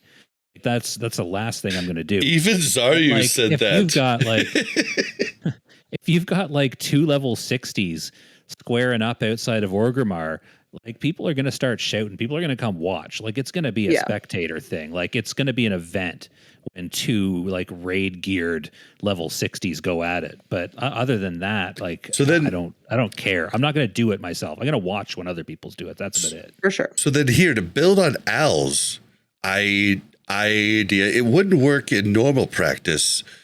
But if they did want to use the Stranglethorn Vale arena, you could book times. 2 people could book a time to duel, and you would have to have a time limit on it. That'd be the only way you could book times, right? But like, you have a 15-minute duel timer, and if the time runs out during it, then it's just a push. You guys nobody dies, and then the next people come in, and everybody can still watch it in the big open world. I'm gonna be honest. I think I stopped listening at some point, and I was still talking about the battle royale aspect of it, not the 2 versus 2. When I realized you were talking 2 versus 2, I'm going, oh yeah, he's talking right. 1 versus 1. No, we're talking 1. Yeah, we're talking 1 versus 1. That's what I said. 1 versus 1. Yeah, no, that's what I said. 1 versus 1. The thing is, like, I'm not gonna go down to Stranglethorn and watch people like duel unless it's worth it. I don't want to watch like 2 level 21s duel. That seems boring. Well, no, honestly, I think Stranglethorn would be reserved for just level 60s. Okay, but here's the thing. I'd watch that. I think that what's going to happen is the big streamers are the, people who are really, pushing this Makara movement here. I think they're going to say like, hey, let's duel at 6 p.m. Meet me at the Stranglethorn Arena, right? Like, they can make it an event in and of themselves. I don't think Blizzard needs to intervene and do that. Here's the thing, though. I don't think they're going to do it at the Stranglethorn Arena, because if you duel in the Stranglethorn Arena, can't anyone jump in and kill you? Yeah. Yep. Yeah. They're going to say, like, meet me outside the gates of Orgrimmar. Or it would the gates of Stormwind. They're going to do it outside the major cities. Yeah. Now, wait. Arena. It Hold would on. have. I was just trying to add on to like Al's thought. Like, I don't think that, not in the hardcore server, I don't think that they'd be able to jump in and kill you, because I think they've disabled. Nothing flags you in. Yeah, nothing flags you in. Hardcore. In the new hardcore, so you wouldn't be flagged going in without clicking. Like, it comes up specifically and says, "Are you sure you want to flag? Yes or no?" So it follows up with, "Are you really sure?" Does it? I knew that. I just assumed that the arena, because of what the arena is, I assumed it was still going to flag you.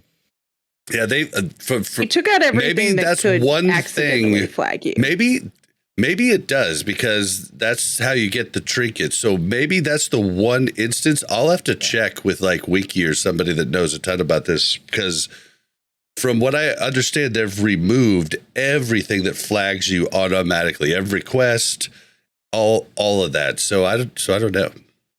Yeah, but this isn't like a quest or like accidentally attacking an NPC or a player or something. This is a place in the game that solely exists to flag you for PvP. Well, and There's getting that literally no trinket other is reason huge to go there too. So, Yeah. like, I think they should leave that in as flag. Like, if not, you're just gonna have people sitting on the chest, just waiting to click it, and you can't have that. I mean, there's got to be some. Risk. That's true. That's true. But again, I was just thinking of the battle royale aspect, not the 1 versus 1. Yeah, Battle Royale just, we've learned from Classic WoW, just is not a good, like, there's one side that's always got more people, and then it just doesn't make for a fun game, you know? Like, well, it's not a matter of size. It doesn't work. It doesn't work in a game like WoW. No, it's not size. You just... What sides will form? Yeah. And one will be bigger than the other. And then on top of it, there's no resilience in vanilla. So, like, I mean, literally my warrior could go into white main classic era now, queue for Arathi Basin, and without a pocket healer, I can go take on 4 people. You know, like, it's just not a fair game, right? Like I 2-shot people a lot because of the double sword swing and everything else. So it's just like the PvP is just not fair at all. And then, yeah, I don't know. I'm pretty spent on the whole PvP of World of Warcraft altogether. PvP barely interests me to begin with. In hardcore, I have no interest in doing it whatsoever. Yeah, in vanilla, it was just way wrong. Stuff was way overpowered in different ways, and then now it's just way too complicated. Like, and all it is cooldown watching, and I don't have the Twitch response to PvP in like Wrath era. I can't do it. At least Classic era is a little toned down. I don't know. I think you're going to find that, like, it's exactly the way we left it in, you know, at the end of, you know, classic vanilla. You know, the dogs are happy about something over here. All right. Let the dogs out. I don't know that that's happy. Well, we've got some other stuff to talk about, so let's...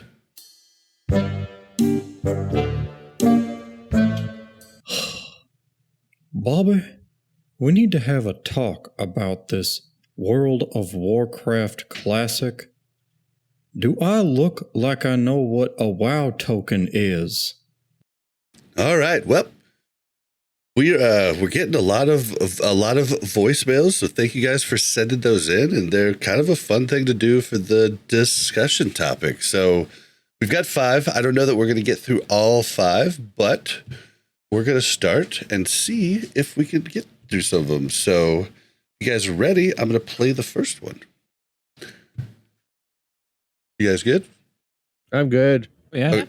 Just heads up. This one was really hard to hear. I tried to clean it up and then re-save it, but it still might be a little rough to hear. So good luck.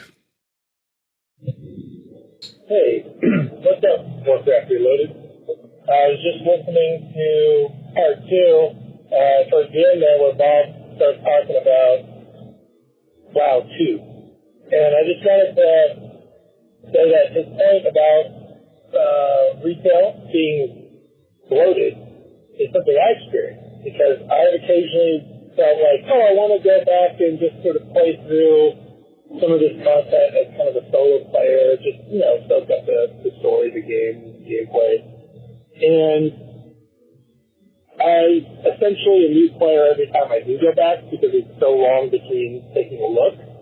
I can tell you that he's absolutely right. It's so hard to figure out what the hell is going on, where to go.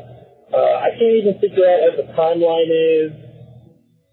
It all just gets so jumbled and confused, and I find myself just not, my enthusiasm just gets like a bunch of holes in it, and I just drain out. And within an hour, I'm like, why am I even bothering?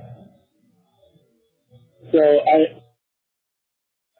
I think he's absolutely right, and there is something to saying, hey, starting over fresh is really appealing, but it's not like they couldn't fix it in some way, but the amount of work they have to do to clean up that experience is probably just better spent on a whole new game at that point. I think that's quite good. Yep. And so he's basically referring to me talking about how retail is bloated with just too much stuff, but like 600 or 700 mounts, like all kinds of toys, everything under the sun. Everything's confusing. You don't know where to go. You don't know what to do whenever you come back. And this is something that I said way before Asmongold said it, but yeah, like it's bloated. Like, and the way Yip described it back early episodes of the show is a Japanese mall. Like, it's just like shit everywhere, like writing everywhere, and just like, so like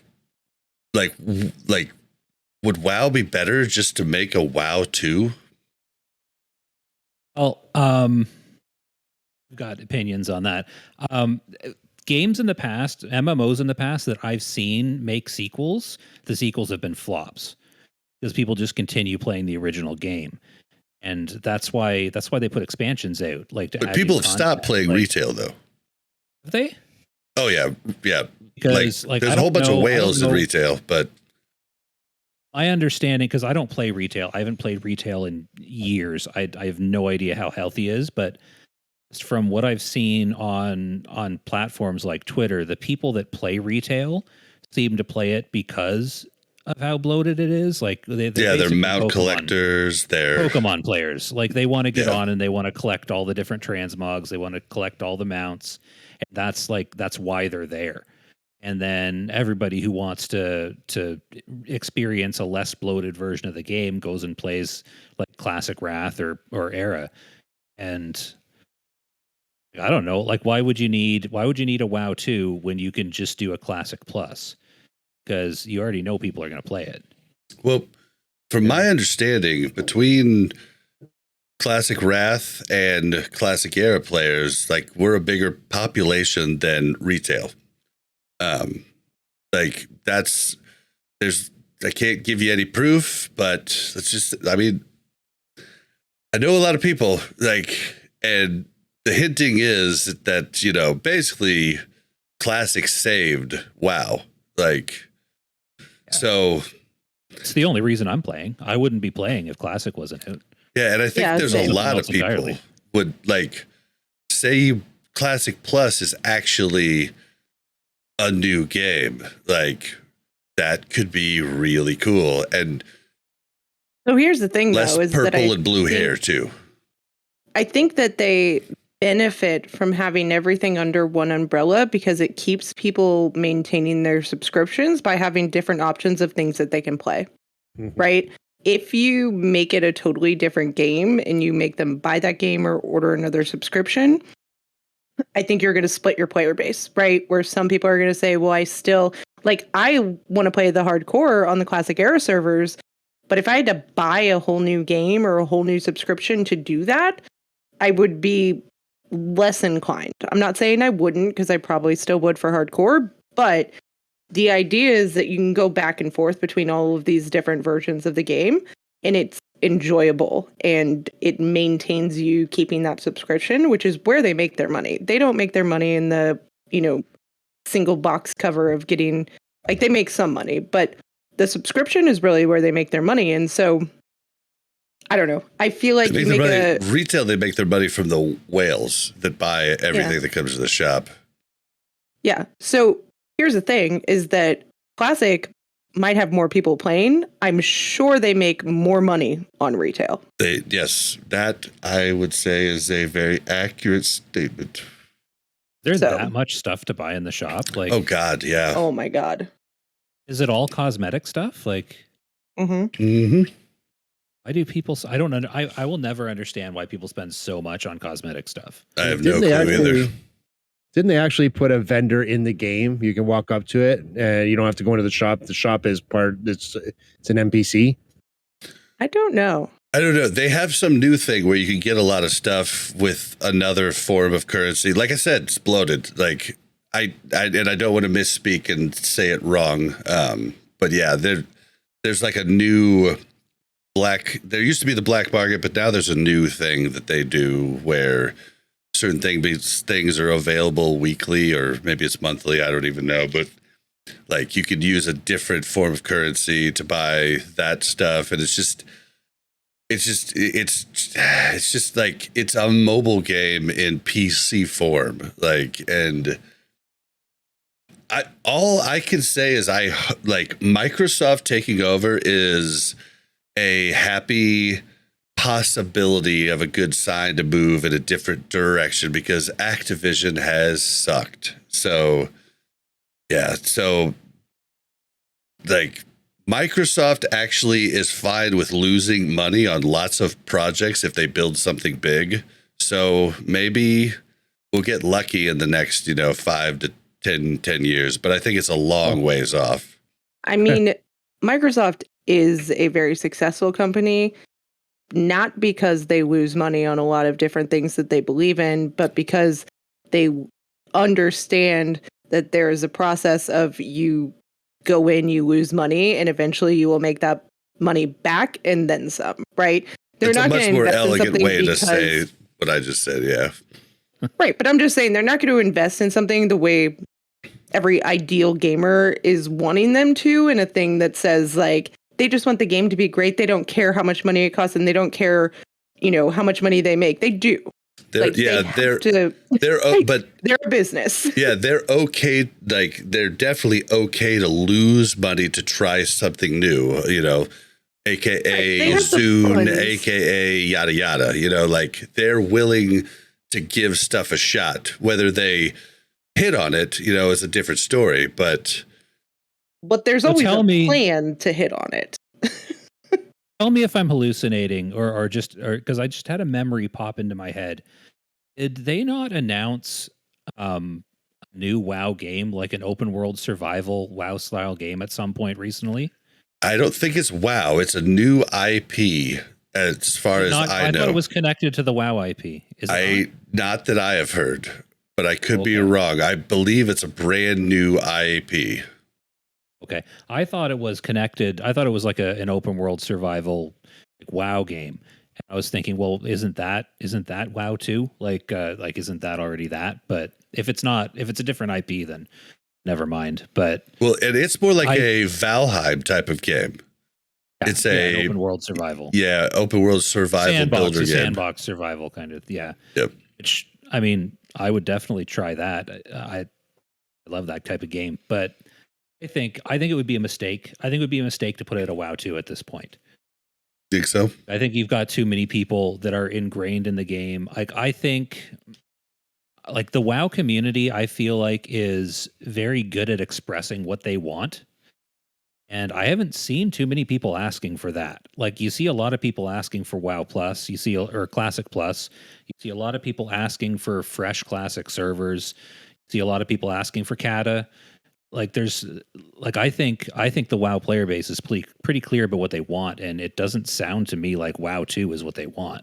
I would agree with you. But I think before Classic came out, WoW 2 was like either a first in people's wants or a second in people's wants, type of deal. Well, yeah, because they wanted an alternative to retail because people were sick of retail. Yep. Yeah, I think the alternative in several different forms. I think the game you're talking about, I think it's called Odyssey. Yeah. Yeah, and I think the open world. Yeah, Odyssey is the new. I'm Googling while we do this. Yeah, Odyssey is the new open world game that they're proposing. I do think that they go in a different direction. That's the code name. It's not exactly. It might be the name, but we don't know. Actually, it's funny right here. Blizzard's new survival game real name is Odyssey, not a code name. Really? Yeah. I had not heard that. Huh? Yeah, it said it's near completion. That's from April 7th, 2023. Near completion? Near completion. I mean, that's Blizzard near. right? That's like Blizzard Yeah, close, yeah. right? So, I figured we 3 were years, years we'll away from probably this. have it within like the next 5 years. But I think you guys are all right. I think a WoW 2 would flop. I do. I think a WoW Classic Plus, I think that could definitely boom, and they could make new content and they could expand on that. But there's not a chance that you're going to get people to go away from the game that they love to try something that is almost the same but a little bit different and pay a different subscription for it. So Yeah, well, a lot of the people that are still playing WoW have been playing it for almost 20 years. Like, we're invested in it. Like, we don't want to learn a new WoW. We want to play a variation of what we've already got. All right. I always If I wanted to wondered. play a new game, I'd play a new game. I always wondered why they had Hydral in the game and they didn't open it up for 4 expansions. Because they knew that 16 years down the road, people would be shouting for Classic Plus, and they wanted to have the backbone already there. Yeah, but we already know what's going on there because we've played Cata. Yeah, Cata. Cata opened that up, right? Sure, Open I up think what? so. It's a long time Open ago, up Hydral. Scotty J's in chat, so he might know.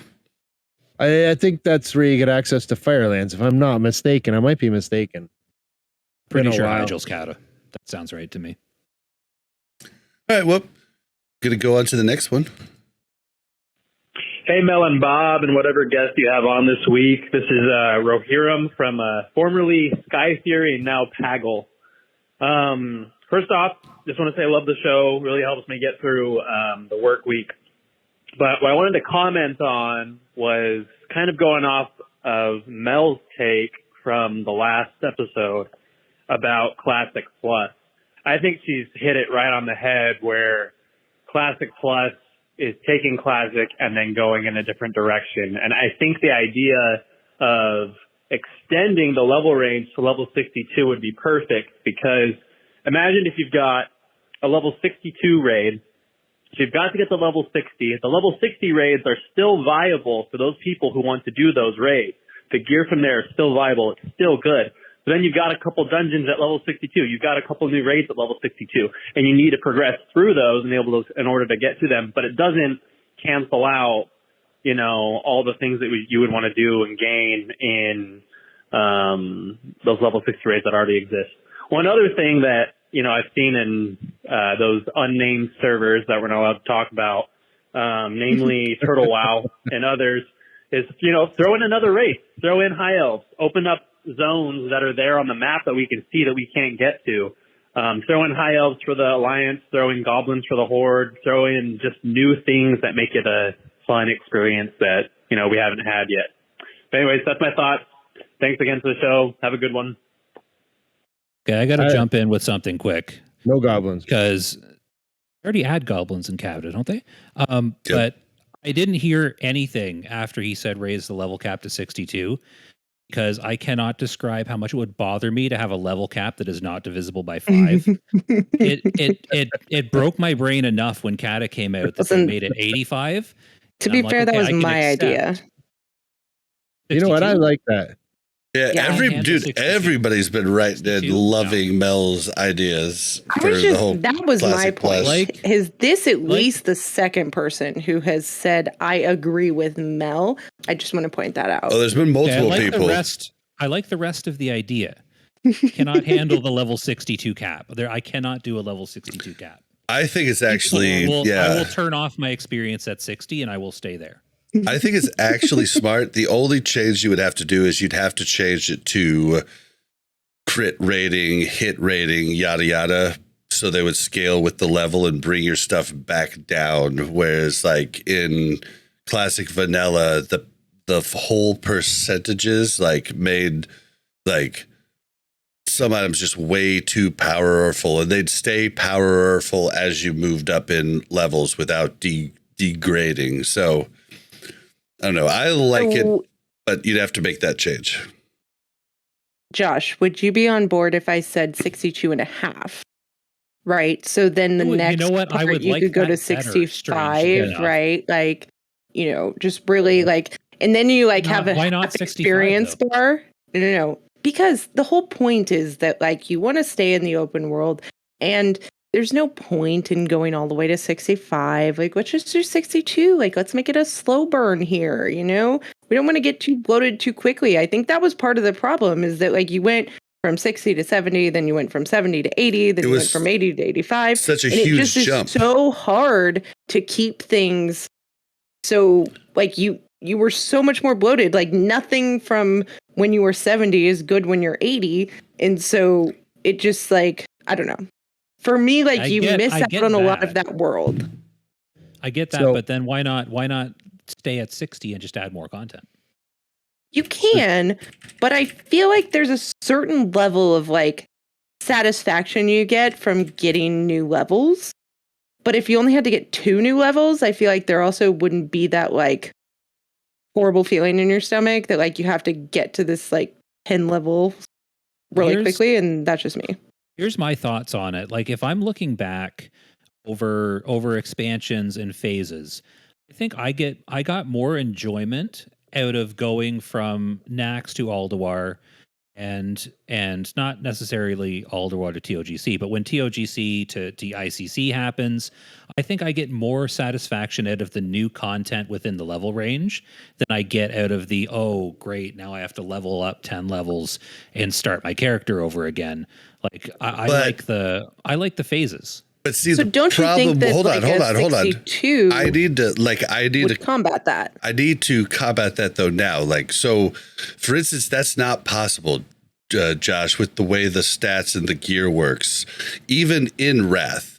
For instance, everything is going to start to change in ICC.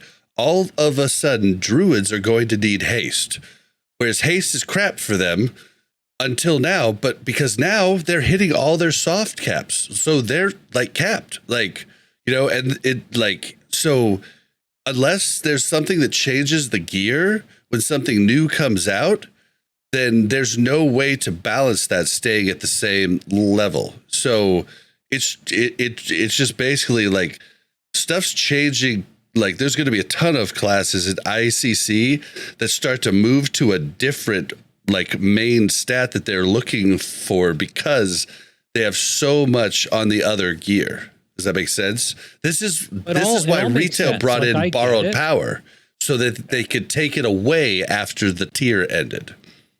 No, I 100% get it. I'm just saying I have a mental block around level 62 level cap.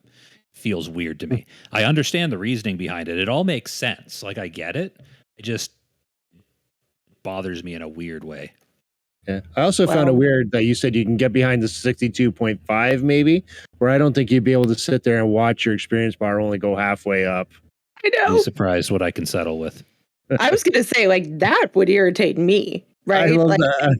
Like, look at that experience bar and be like, I'm sorry, what? Like, this is not a thing. But I feel like the experience bar would just be like 62 to 62 and a half, right? It wouldn't, like, take you all the way to 63 and show you what you can't get yet. Yeah, I mean, you'd level up to 62.5, and 62.5 ends in a 5. So I'm okay. Yeah, but then you'd be looking down at the bottom and you got this half red, half empty bar, and you're going, yes. But it still is divisible by 5. It's just divisible by 0.5. Well, 62 is still divisible by 5 as well. I'm also being difficult, so ignore my complaints. Yeah. By the way, I just like to say, the point. When you said you'd be surprised what you'd put up with, I like the look that Sam was giving you.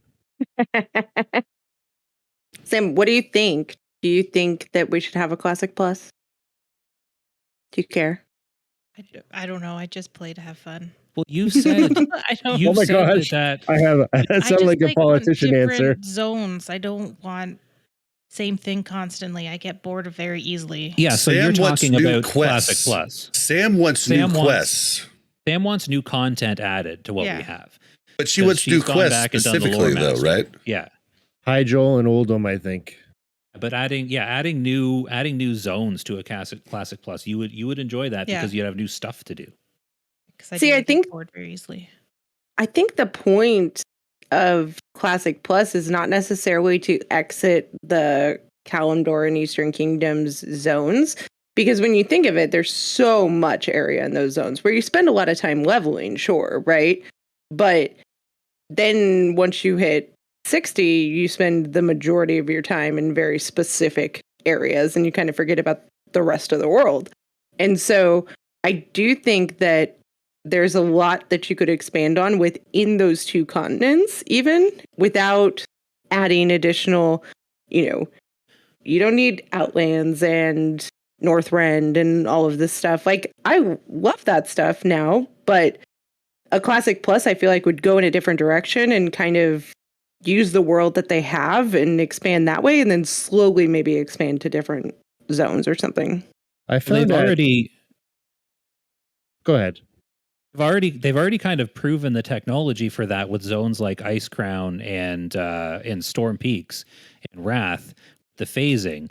Because if you're talking about staying within Kalimdor and Eastern Kingdoms and revisiting those old zones, there's no reason why you couldn't, once you hit 60 and you're leveling from 60 to 62.5, go back and revisit some of those old zones with phased quests where some new content is happening, like say in the Barrens or something. Like, I don't know, the Barrens is a crappy zone for an example, but like in another zone where you've been at a lower level, you're back there. And yeah, I don't know if I love the idea of phasing. Phasing, get that out of the game. I remember talking about it before Wrath came out, being like, yeah, this was a cool idea. No, it's horrible. Like, literally, if you've completed Ice Crown, you could never help me quest a new character there because I will not be there because you're in a different world. Ugh, I hate phasing now. Can I get an invite? Their implementation of it. Their implementation of it is poor. Oh, okay, yeah. They make it so the group leader is the phase that you're in. Group lead is the phase. Then you get invited. You can talk to any phase. That would be so easy for them to do. I don't understand. Okay, I get it. Okay, cool. I like that. But as long as you're allowed to visit phases as you want, it's good. I also still think you can still do things in the same phase, right? Like, there's plenty of areas where you can add different quests, or you can add a different dungeon, or you could add a different raid within the same two continents that we have in the old world. Yeah, I mean, you can even make a catacomb. Like, you could make a whole underground level. Like, yeah, good, but like, say you're doing level 61 content in a zone that was originally for level 30, you're not going to want those level 61 mobs just kind of running around in there. You want to have some way to protect the lower levels from them. Yeah, you might have to even go into where like it's like yeah, that's just too much. Yeah. It's simple though, because they already do it. They already have it. They already do phasing in the Wrath zones, and I think they do it even more in the later expansions. Like it'd be super simple to implement. But I feel like that closes off the world too, right? Like, then you don't see the other people. You might as well just add new continents, right? And say call it a day. But there's also got to be some unused space that we could just kind of like. There's a lot. Like, hey, we're going to take this. Is. Oh, there's a lot. Yeah. Yeah. So that's they need to add more underwater zones, right, Sam? No. No. I mean, it's actually not horrible in Cataclysm with the underwater mount, but yeah. No, that's horrible. It's horrible. I don't remember it being bad. I might like, but I remember enjoying leveling up there where I thought I was going to hate my life. And I remember enjoying hating it a lot less than I expected to. Yeah. I didn't mind it. I had to hit a whole new dimension of thinking because I was sitting there attacking things and all of a sudden things were coming from above. They're just patting along like it's nothing. Well, I mean, it's just like being a druid. Like, the underwater quests are no big deal for me now because I swim fast to my destination, switch over, kill something, switch back. Don't have to breathe. Don't have to worry about underwater breathing. Yeah. Now, Mel, you said something earlier, so I don't know if my point is still valid, but you said when you got level 60, you forgot about a bunch of zones, but I found that when I was level 60, I still ended up in a lot of different zones for a lot of different reasons. They're all usable, whether we were going back for nature resist gear or farming lower level herbs for a whole bunch of different pots. And Josh is disagreeing with me right now.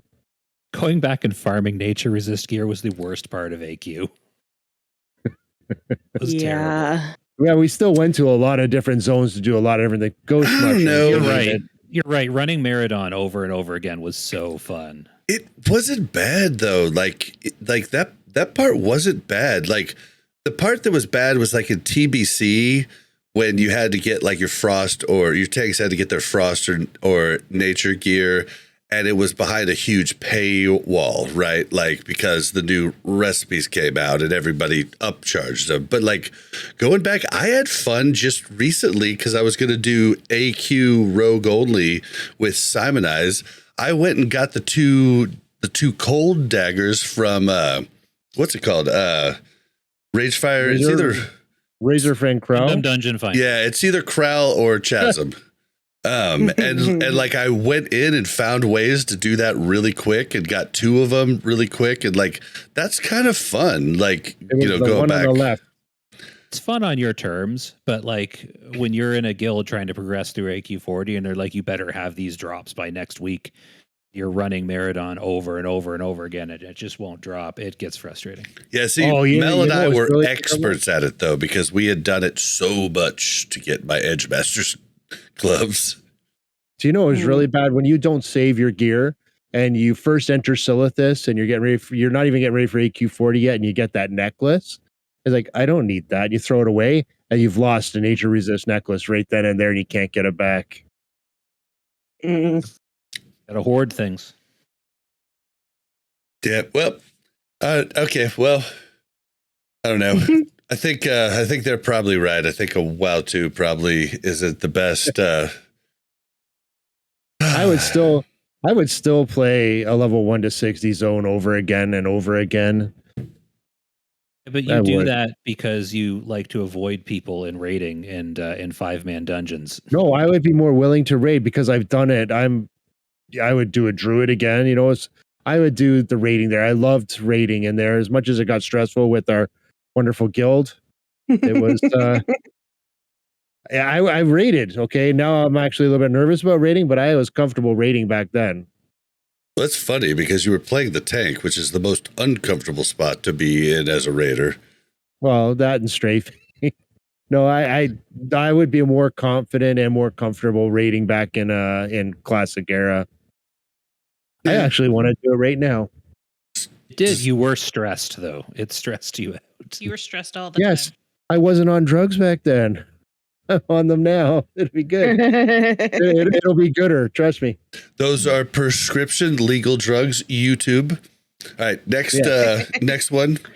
Hey, Bob, Mel, and guests, it's your boy Table Slam here, coming at you hot with a question about fresh servers. Do you think that when Cataclysm Classic comes out, because let's face it, they're probably going to do Cata Classic, you think they're going to do fresh servers? Because we saw what happened with the Wrath Fresh servers. They basically died immediately as soon as they opened up transfers off of them.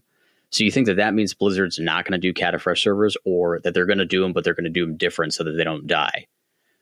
And also, if they do a fresh server for Cataclysm or multiple fresh servers, would you play on any of them? Because leveling on a fresh server is its own experience, and leveling through Cataclysm is a different leveling experience than what we've seen so far. So would you play on one if they launched one? Or would you just make a fresh character on the current server that you're playing on? Thanks. Have a good episode, guys, and see you later. All right, so just to let everybody know, this was also a question last week from the Discord from user Ria, and it was basically the same question, but okay, can I just say? Let me finish.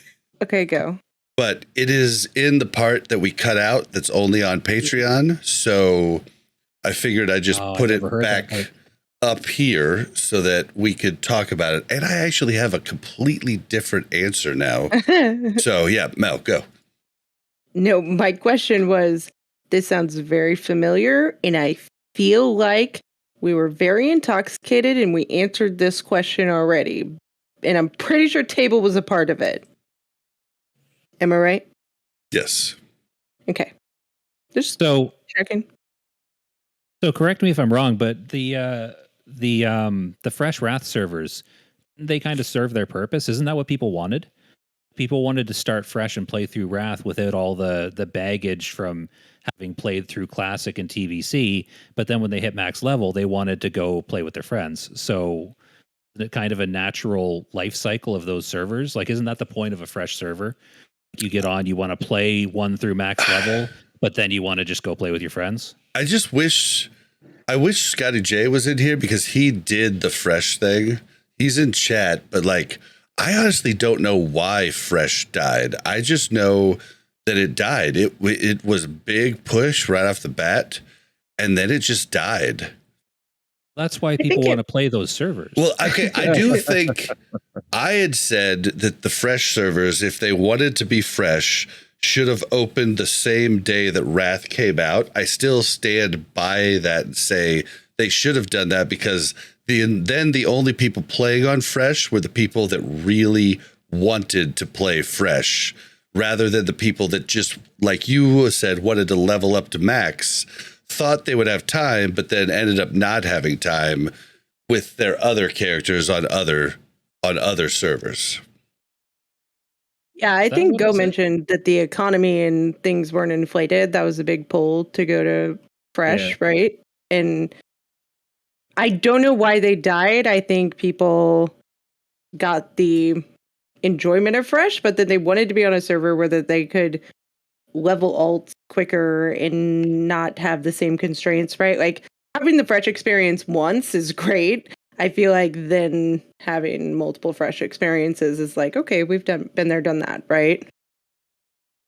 Yeah, see, Go, I disagree with you completely. He was saying no, release a pre-patch. I still think that was a complete mistake, and that's why you had the mass exodus. But Scotty says, no, what broke the servers are when they allowed transfers onto the server.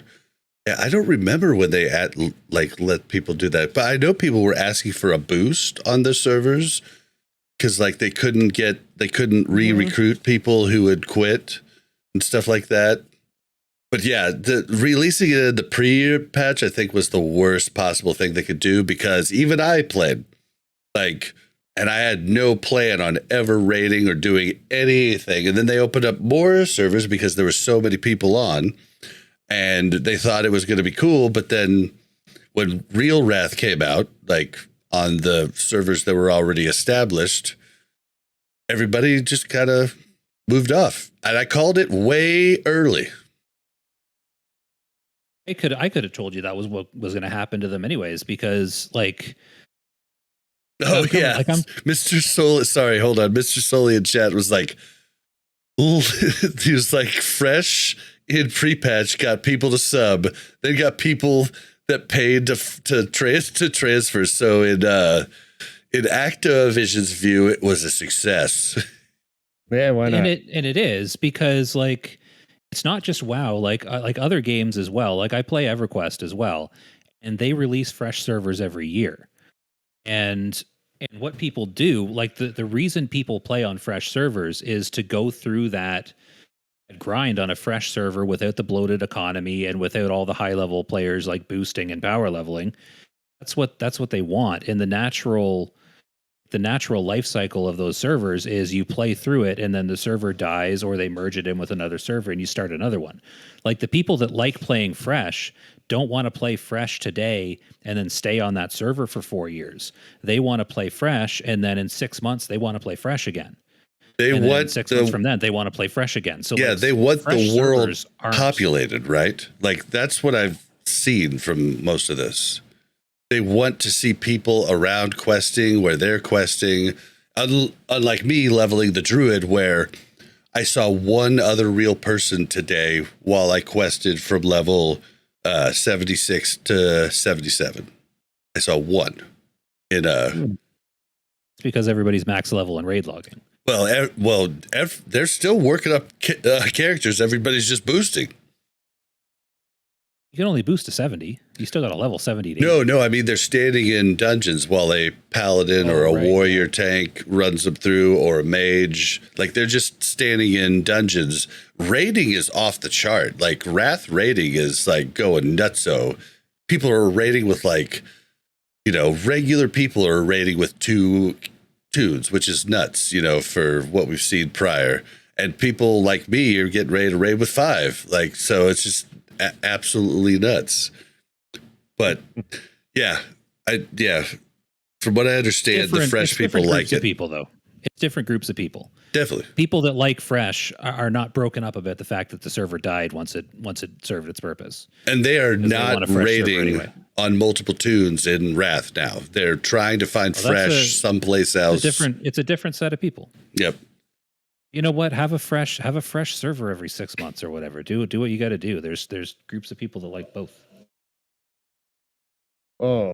Okay, so what my change of thought is, Cata Fresh sounds much cooler to me than Wrath Fresh ever did. It sounds really neat just because they redid all of the zones. And I never played 1 to 60 in the new stuff. Like, I just never did it.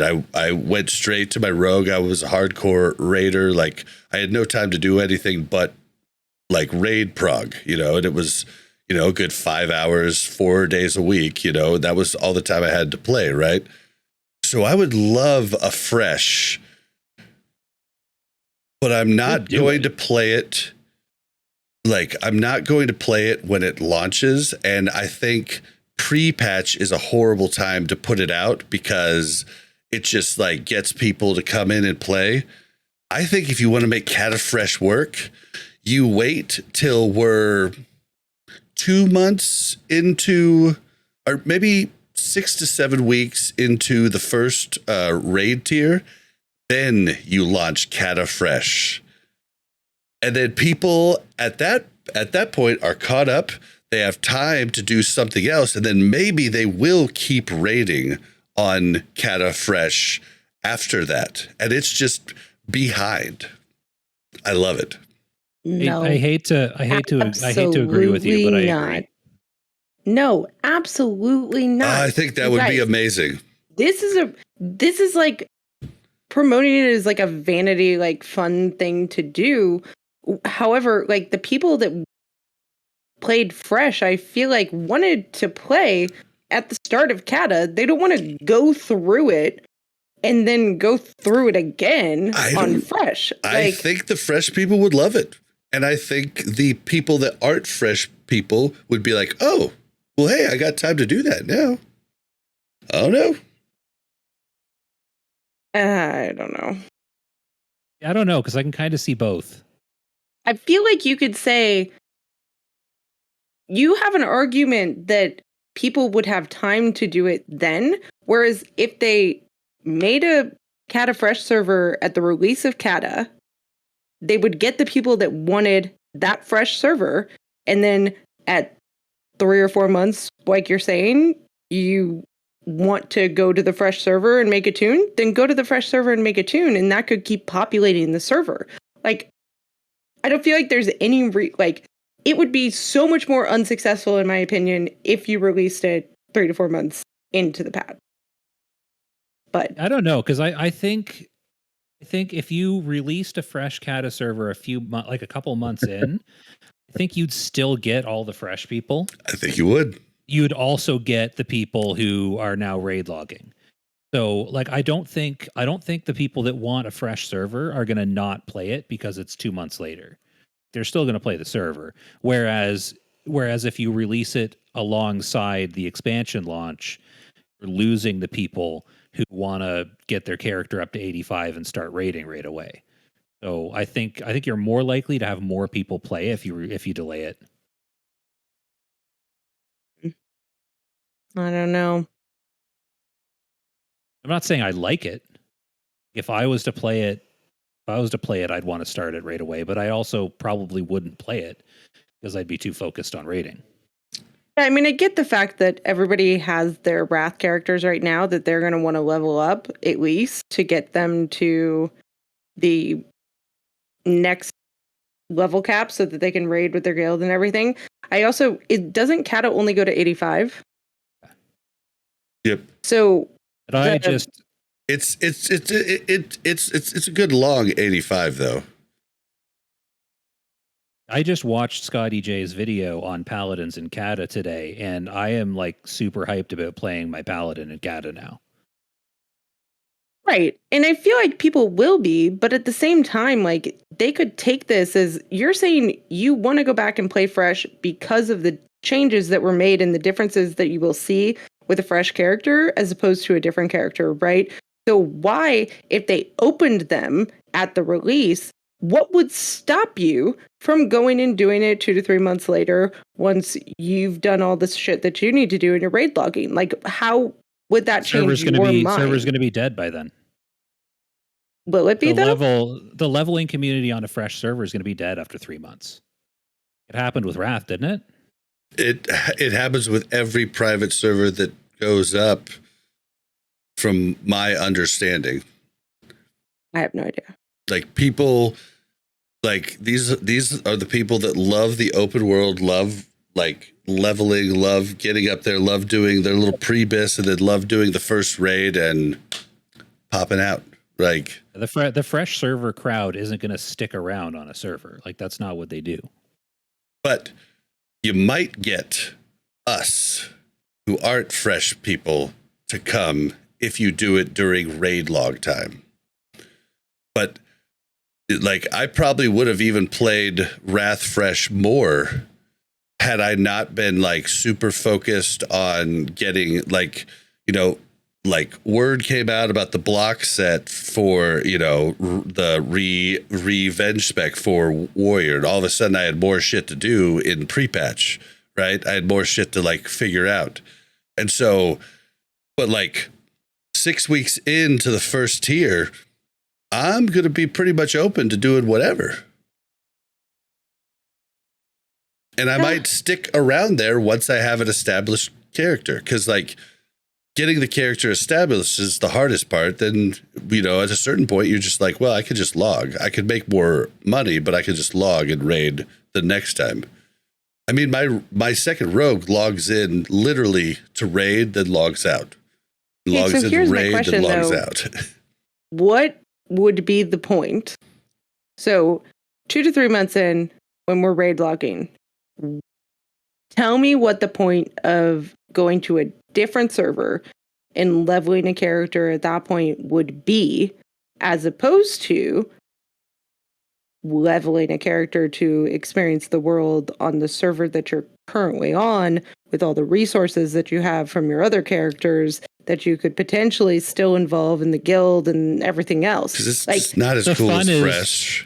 The fun is to do it without the resources. Like that's why you want to go to the and fresh with server. All the people. Even if it's on a delay, you want to go and you want to play with that pack of people, and you want to play on a fresh server that you don't have access to 100,000 gold that you can just, you know, buy boosts or buy gear or do whatever. Or just have your friends come run you through stuff a like little bit of restraint like and not use your gold. Yeah, or but not you're not use going your to do that. friends. We're gamers. Like just because gamers you are have going no to self-control. Yeah, literally today I failed killing one elite and I logged on my rogue and just like flew him over there and just killed it. Like, yes, because I'm just not going to do it. But if I had no other option, gamers to show restraint is not an option. Listen, if I had no other option, I'd figure out a way to get it done.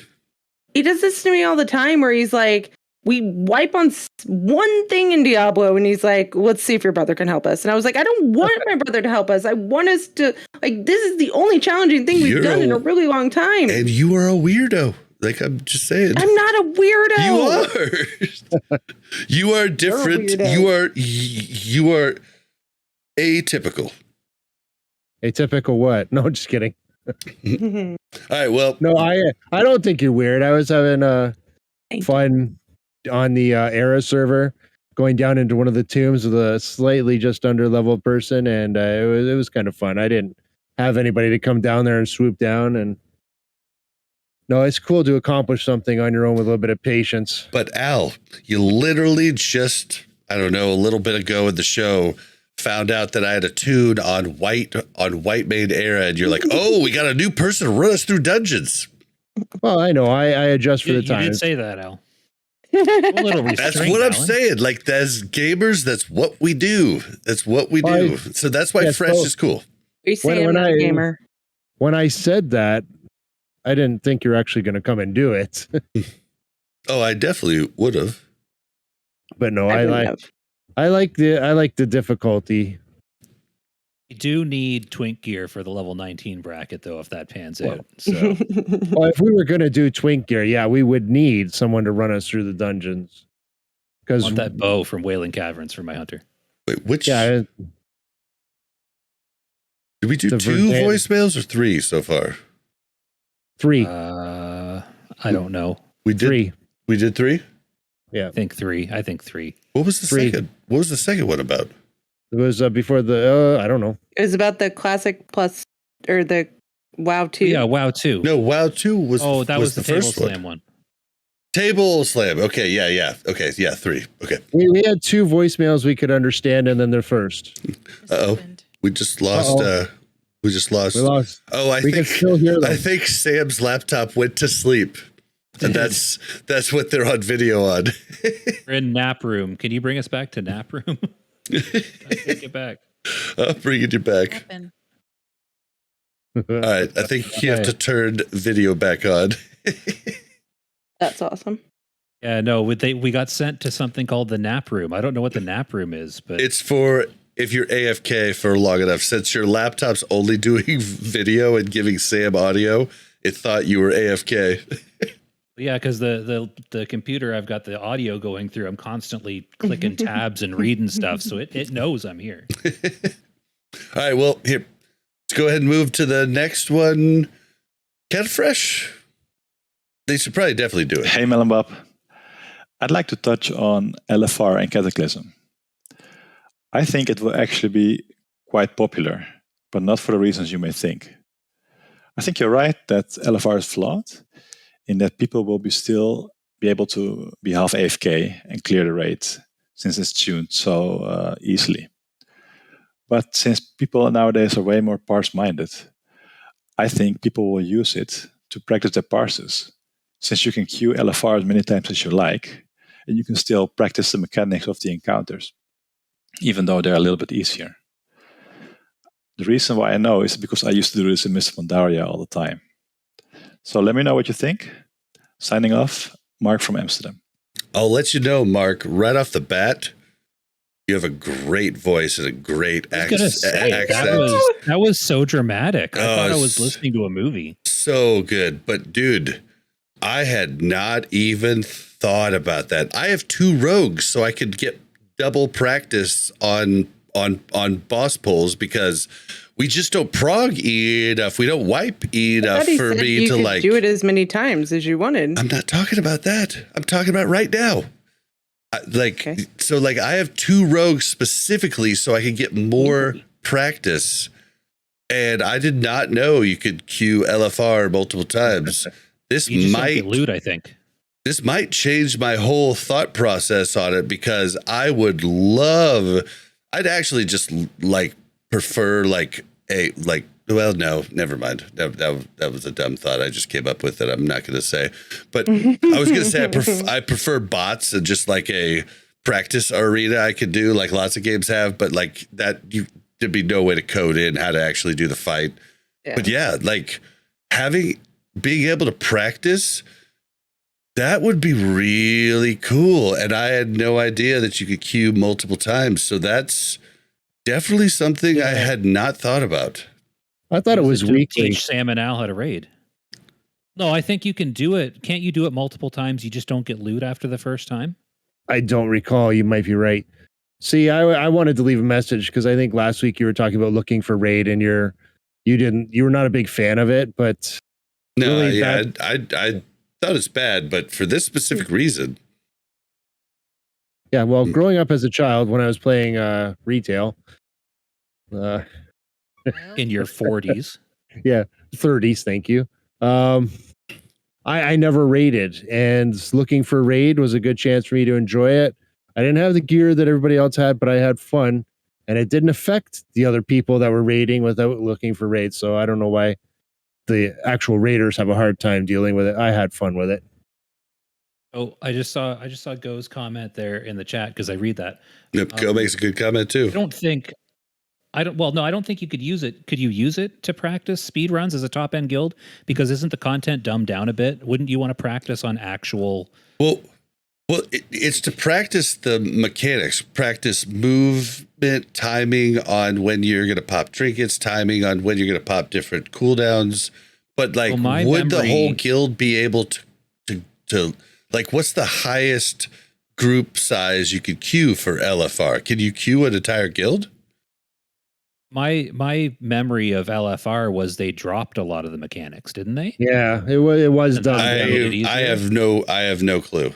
I never played LFR. I thought what made LFR easier was they dropped the harder mechanics. So like it would seem I thought it was pointless. just like less life and less everything else, but the mechanics were still the same. Might be right. This was a long time ago, but like I thought I remembered them dropping the mechanics, but I don't know. No, I'm not an expert on actual rating, but I do remember that they did drop the mechanics a little bit. I think they may have dropped the mechanics then. Kind of like a noob hard mode compared to, or a noob heroic compared to a noob regular, where a noob heroic has only 6 ice clouds you can pull down, whereas non-heroic you get half the mobs and infinite ice clouds, like that type of thing. So doing a noob heroic 1,000 or a noob normal 1,000 times isn't going to adequately prepare you for doing it on heroic, because it's different. No, but it might not prepare you for living, but it might prepare you for timing on parsing. Why would it though? Because if you're not using the same mechanics to complete the fight, then your movement in the actual raid is going to be different. If you know what I mean? Like if you're not having to dodge certain things, if you're not having to react to certain things, you're going to be doing it completely different than when you do. Yeah. It's like the difference between practicing your DPS rotation on an actual raid mob versus on a practice dummy. On a dummy, you can just stand there and hit your buttons and get the order down. But in an actual raid, you got to do it while you're moving and reacting. Like it's a different thing. Yeah, but unfortunately, practice is still practice. But like, unfortunately, dummy practicing is really a bummer. Like they should make it so when you start working on a dummy, you know that like dummies should fight back. Well, no, you should just get every raid buff, and it just assume that you have every raid buff when you go into 25. If you're on the 25 dummy, you should have every raid buff, because for instance, my warrior is completely worthless for me to practice on a dummy because the rage generation is drastically different from when I have all of the buffs.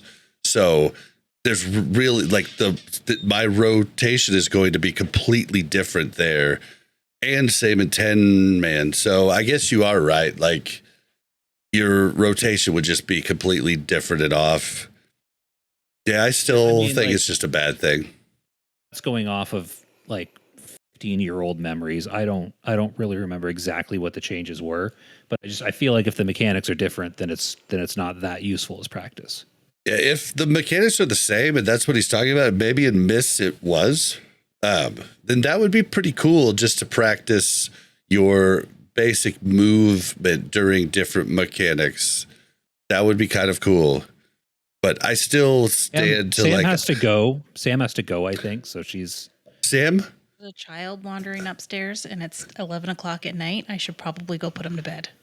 Before you leave, Sam, where can we find you? Missed that. Before you leave, where can we find you? Don't give them our address. I can do that. The only place you can find me. Not really on the Discord. Well, Discord. Yeah, talk about your pod real quick before you go. Is that what you wanted me to do? Yeah, I wanted you to, pimp your stuff. We forgot to give her the script. Like my personal Instagram or something. If you had cool one, yeah. But Dude, if you don't, you don't want these degenerates to actually find you. You just want them to know where to contact you online and where to listen to your podcast.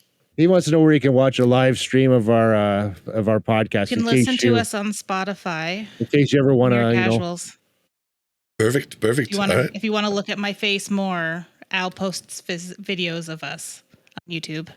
They're casuals. Awesome. Some of them are And I did even not mean videos to we've bump consented to. my stand. You're fine. You're fine. All right. Well, thank you so She yelled much at me for. that, so that's why I figured I'd apologize. Yeah, he does it during the podcast too. I don't know if I agree with that, but yeah, usually you just No, like, I ignore those fidget types a of lot. things. And then you tell somebody after the podcast. No, I stop everything. I interrupt and I tell people off during. I know you even If it's an accident. pause for news intro. I still just like, okay. It's all about getting the steps in. You got to get those little steps in. All right, Sam, thank you so much for coming on. Having me. Thank you. Sorry that I'm cutting it short. All right, You're fine. Time to go put that And kid down. It's been a while. Hey, Sam. Bye. All right, so yeah, where were we at there? We were talking about LFR and how it is or is not good practice for raiding. Yeah, I mean, I don't know. If it had the same mechanics, it definitely would be kind of cool, but I still just think it sucks to see the best parts of the game for people that can literally play it solo, and it's an MMO. And that's the problem with, one of my major problems with retail now is that it's not a MMO, it's a solo game. No. See, that's one of the things you said. It's not solo. When you go into looking for raid, they actually hook you up with other people in there. It's not a group of friends. It's not even that. It's You want to make connections. It's literally just going in I'm cool with that in a dungeon that lasts, that lasts a short amount of time, and it's not the end of the game.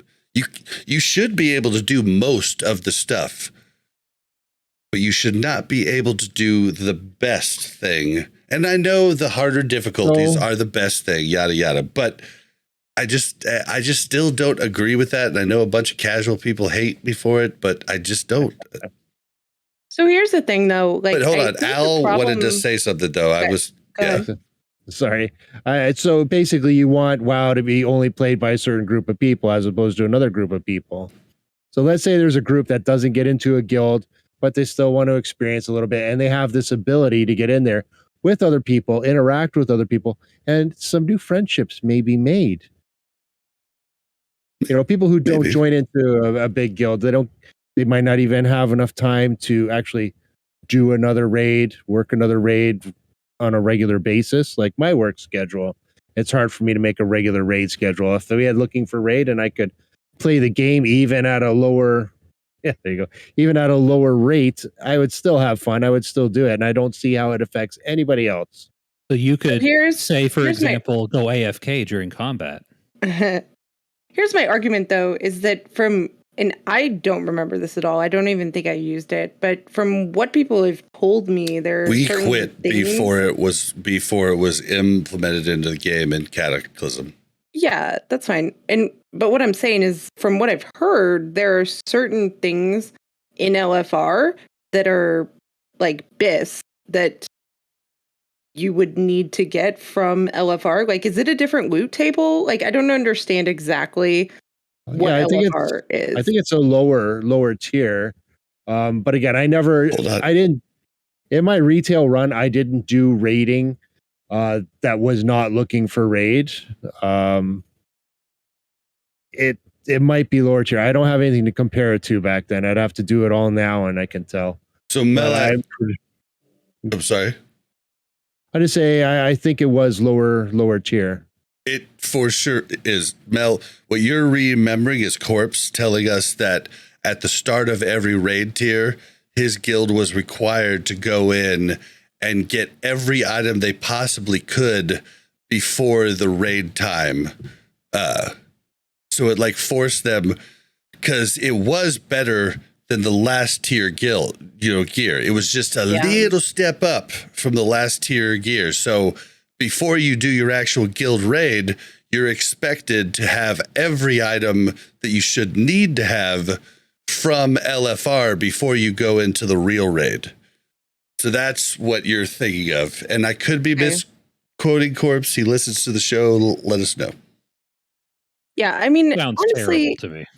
Honestly, I feel like you can go two ways with this. I feel like whatever. It's lower tier gear. I thought it was the same gear, and that kind of made me angry, but it's lower tier gear, so that's fine. But if there's also people that maybe don't want to join a guild, but if they're forced to join a guild, they make friends and make happy relationships, and it's a lot of fun, right? Not that WoW is supposed to force you to make friends, but at the same time, like, nobody in their right mind logged into WoW being like, I can't wait to be in a 40-man raid, right? But when it happened, you're like, wow, this is really cool. We like, have all these relationships and all these people that we enjoy talking to. And I will say the first time around, like, I didn't make super solid relationships with anybody. But the classic time around I have, and I don't know. I guess if it's lower tier gear, I don't care. But if it's like lower tier gear compared to, like, it needs to be lower than like the 10-man gear, right?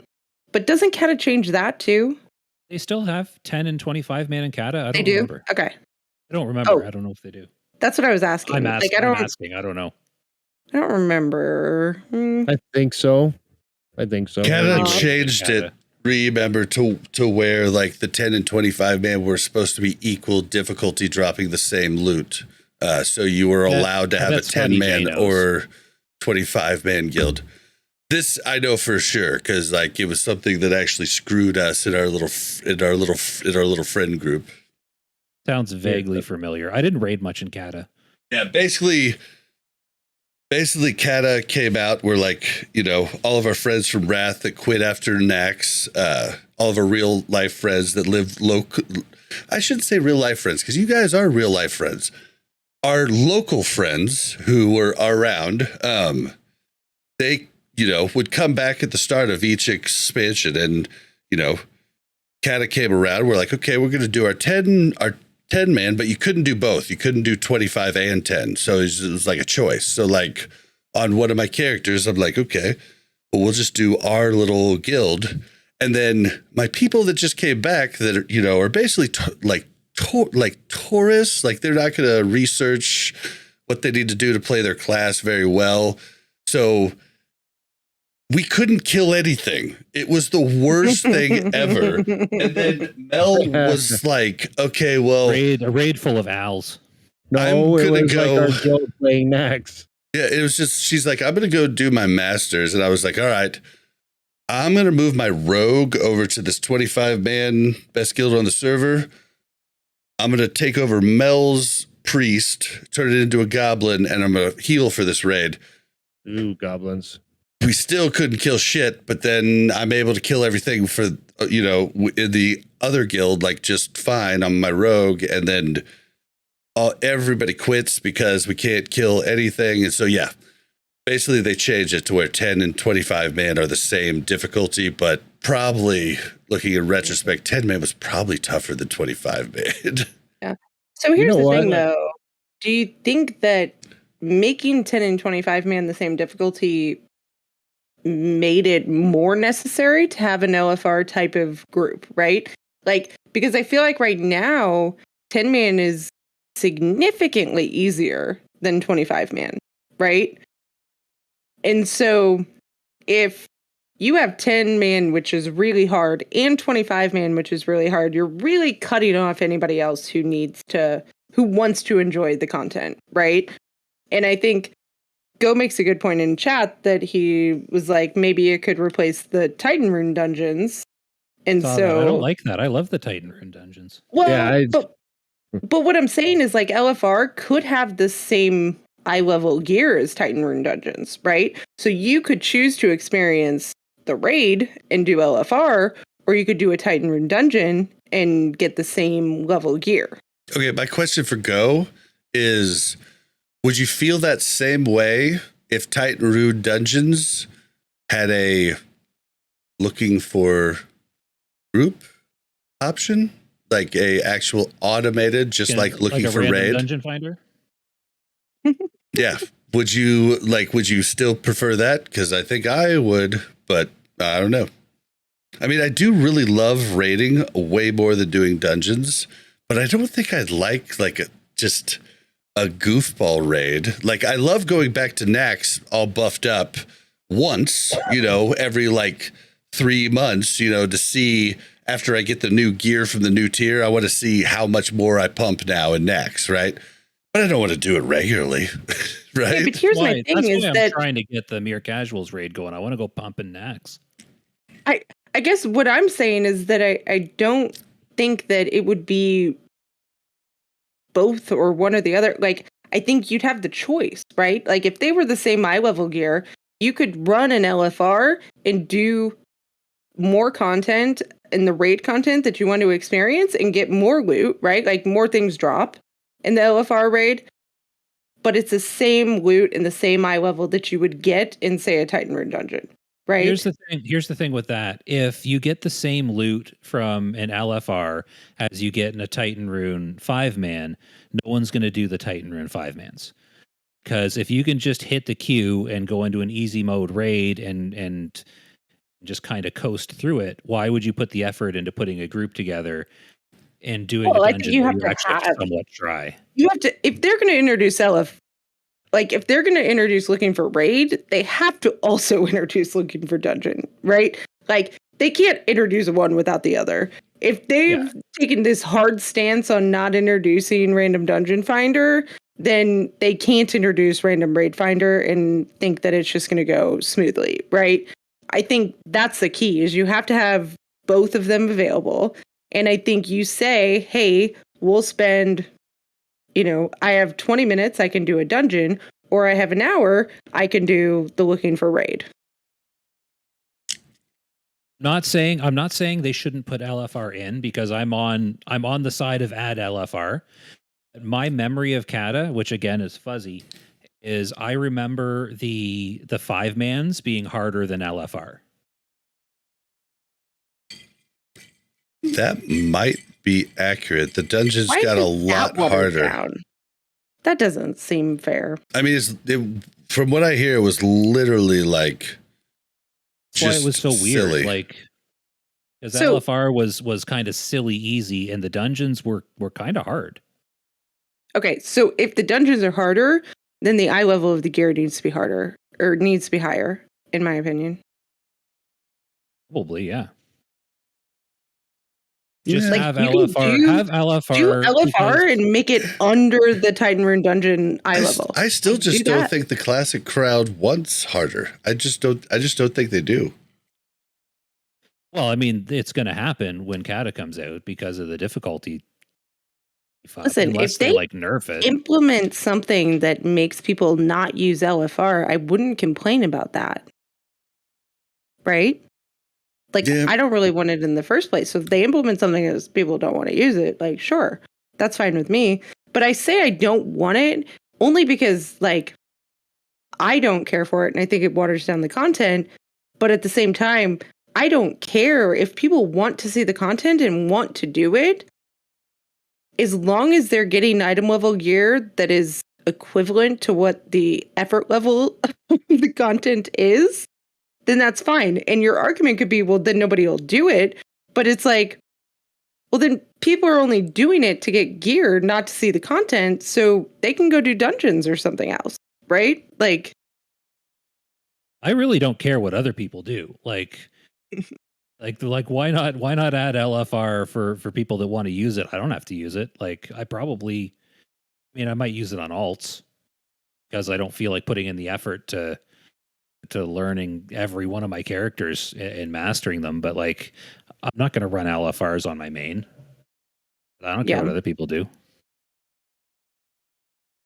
I mean, I guess it would be a good influx for people to go into LFRs when they level an ult and kind of start to master their class a little bit better before they take it into, and then be geared enough to take it into a, guild raid. But yeah, maybe people start out playing LFR and get a little more comfortable, and then they join guilds. Yeah, and start doing the real thing. And Scotty J points out a good point. What and we've talked about this multiple times. What Blizzard doesn't understand is that you could add anything into the game that isn't mandatory. So, like, if you add LFR in, have LFR drop loot from the previous raid. Boom, bada done. They get to see the content, but no one who's doing the actual real raids has to fuck with it, because they just get to be like, oh, well, I'm not going to do that because I've already got better. Like, but anybody wanting to catch up or want to just see the raid, they get to see the raid.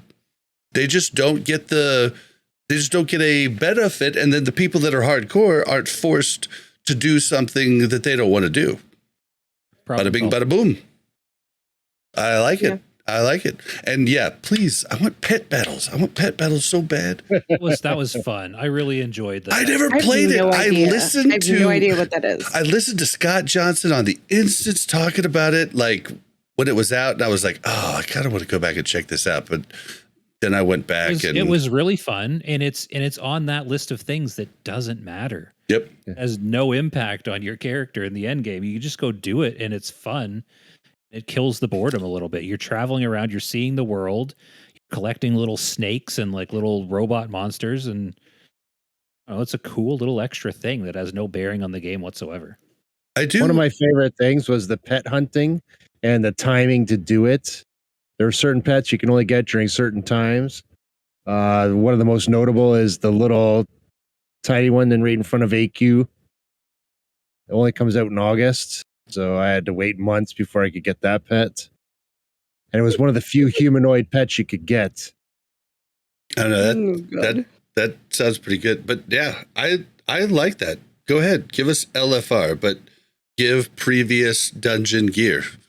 Have it be a catch-up mechanic, and allowing casuals to be able to see the and I'll say super casuals, because we're in classic, and casuals raid everything. So yeah, we'll say super casuals. Be that good.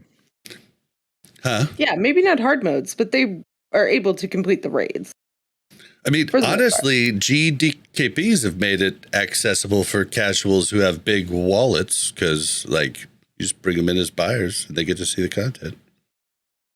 All right, last one, and this one's kind of, I think our opinions are going to be different on this one, but this is the mega casual. Thanks for only sending in 2 this week, but as you know, I always only play your last one, so here it goes. Hello, Bob, Mel. Hopefully my phone does not randomly disconnect this time. Anyway, so I have a question with a little bit of a tinfoil hat, but kind of a thought process, if you will. Or what was the point of Classic? Now, hear me out. Yes, no one's going to deny that Classic was a good idea. I'm going to say it was a good idea, but what was the point? Because when I look at the way the game has played out, I hear so many people asking, no changes, all this, but we didn't play the game we did back in 2004. And even the way Wrath and TBC played out, I question, and yeah, I'm going to say it, was hashtag no changes beneficial for the game or not? I don't know. I look at what happened during Phase 2 at the beginning of TBC, and I just don't know if it was actually beneficial. World buffs, all that, and heaven forbid the classic PvP system. But so I guess the question I have, do you think hashtag no changes, or rather there being no changes hardly at all, was a good thing? I mean, and if you were to do changes for Classic when it was current, what would they be? I can, pretty simple for me, dual spec from Classic, update the PvP system, what they did now, and let world buffs drop in each major city every 5 hours. Those would be mine. TBC, I don't know. I'd say RDF, halfway through phase, probably a little bit before Sunwell comes out. That's what I'd say. Honestly, overall, the game's played out fine. It's just, I look at the way things turned out and I go, if the point was to recapture the feel of Classic, then it failed miserably, I think. I mean, was it a time machine? I guess that's the biggest question I have. Do you think, or rather, what do you think the point of Classic was at this point? Because honestly, I'm scratching my head and I just don't know anymore. I don't. I'm really excited for Cata. I am. But I'm a little confused of really what the point of it was. Because everything I've heard back in 2019, it just didn't happen. Anyway, pretty much my question. Hope you guys have a good show. This is Mega Casual. Signing out. All right. Well, Okay. like Scotty J said in chat, it for sure was a great idea for the Activision shareholders, but I have my personal take on, for me specifically, but I will let the guests and Mel go first before I go. Who gets to go first? That's between you guys. Like, I don't choose that. Rock, paper, scissors. I'll go. Yep. I didn't join during the initial release of Classic. I started in TBC when I was living in a basement. The strange like original Classic. Yeah, the strange. No, we're not talking about vanilla. Classic. Yeah, we're talking about Classic 2019. 2019. What was the point of that? Yeah. I don't know. Oh, Mr. Sully, thank you for the 5 gifted. Hey. Thank you so much. No, the question was, what was the point? Okay, Mel, go ahead. Yeah, so the question is what was the point of like the re-release with Classic WoW and having no changes, basically? Like, was that beneficial or was that a necessary bane to the Classic community? Yeah, I was heading there, I think. And just like, was it a success? It was a very long question. So. You obviously like spaced off red chat while it was playing. He was getting there. I think you I was headed there first. Yeah. Yeah. So I say I never started at the beginning of Classic. So I joined in TBC, living in a stranger's basement. Thanks, Josh. Okay, so you're not in Classic.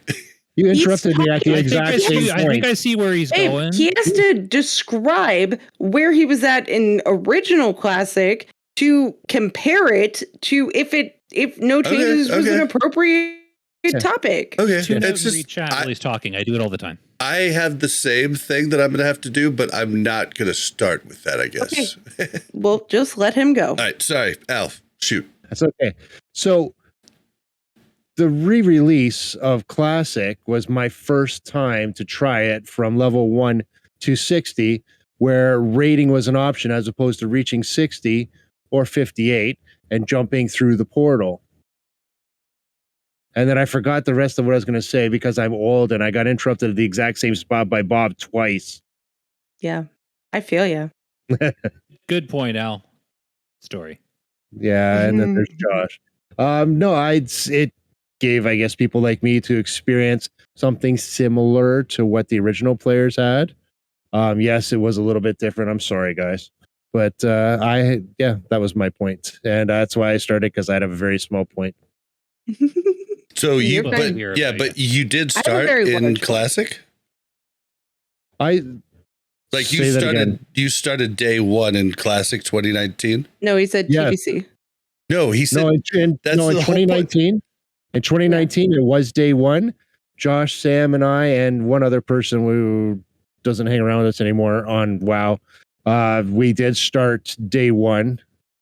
If it wasn't day 1, it was 2 or 3, but we were right there at the beginning. No, it was day 1. We were sitting there waiting. Day 1. We pre-reserved our names and everything. We were standing outside the video game store getting ready to go in and buy our discs. So I did that for multiple expansions. So we did start day 1 and we played Horde, and then Josh and Sam lost interest, and then all of a sudden I saw that they were on and playing without me. They jumped over the ocean and started on Alliance. I'm like, you sons of guns. So then we ended up on Alliance. We ended up in a guild. We ended up raiding. I got to raid the first time without random raid finder. So, and it was fun. And it was a lot of work too, with the constant farming. Yeah, I think I called in sick a lot of days just to make sure I had the mats I needed for raid. Just kidding. I didn't do that. Or did I? I don't know. Yeah. So yeah, we did start raid at the beginning, and it was a unique experience for myself. So it sounds like you think it did complete its goal. It did give you what you needed personally out of it. Yeah, I think it did reach its goal from a certain point of view. No, I just want to throw that as a movie quote. But no, in my perspective, it was good. Okay. And do you like the no changes? Would you have rather had them like come in like they did towards the end of Classic Vanilla with their some changes mindset? That's why I was trying to start at the beginning. But again, I don't think I finished off because I got interrupted at the same spot twice. Is that I have no baseline to say whether or not I like the no changes. I don't know what the experience originally was. I did not play it until TVC came out, and I went through 1 to 60 and then jumped right over into the demon area. Okay. Here's my question now. Hold on. Sorry. Go. I have something to say though before we go to the next next takes. Would you have preferred that they had RDF in Classic? I'm going to say yeah, but No, I didn't even think of it at the time. In fact, as we're doing this podcast and the fact that I'm actually out there with people and not just hiding in a basement, I can get in to make friends. Yes, I can get into raids. So Yeah. I just don't at this point, but I should. But I can get into raids. So no, I don't need it. But what I wouldn't worry about what other people did. You know, as Josh, I don't care what other people do unless it affects me. Okay. Bob, go and ahead. Bob, I'm just having fun. I'm not ragging on you. Sorry, man. No, I'm not taking this ragging on me at all. Okay, good. I was worried what you were going to say to me there. No, you just reminded me of something that I kind of just have to tell, and it's a tangent, and I'm sorry, but you talked about standing in line for a game release, and I don't think I've ever told this story on the pod. And maybe nobody wants to know. Do you guys want to know the day that I found out that I was going to marry Mel? Oh yeah, I'd love to hear that. So, the Xbox 360 was coming out. Oh my god! What is that? It was the Xbox after the first Xbox, the Xbox 360. Do you know why they call it an Xbox 360? I don't. Because you take one look at it, you make it 360, and you walk away from. Interesting. If you made it 360, you'd walk right back towards it. Well, it was a badass console, but so it's coming out. I have made sure I've gotten the Xbox day one, the PlayStation 2 day one, the Dreamcast day one. Like I'm on a streak, right? But I'm in the start of my career as a systems and network engineer, and I've already used all my vacation time, and I can't use vacation time to stay overnight, to wait in line for 36 hours. So Mel, who we've been dating, I don't know, maybe 2 months. No, it was longer than that because we met at the beginning of the summer and I was already back at school. Oh, so you came back in town for it. Yeah. I was studying, yeah. Yeah, so it was during finals time, right before finals for the first semester after she went back to K-State. And I told her my predicament. And I was so upset. And she was like, well, I have to study for finals. If you wait in line during the day, I could come and stay overnight, and then you could just, I could just grab it for you in the morning while you're at work. And I was like, really? She's like, yeah. I was like, okay, well, so I went and waited in line. I was number 4 at Best Buy. You weren't number 4. You were like 24.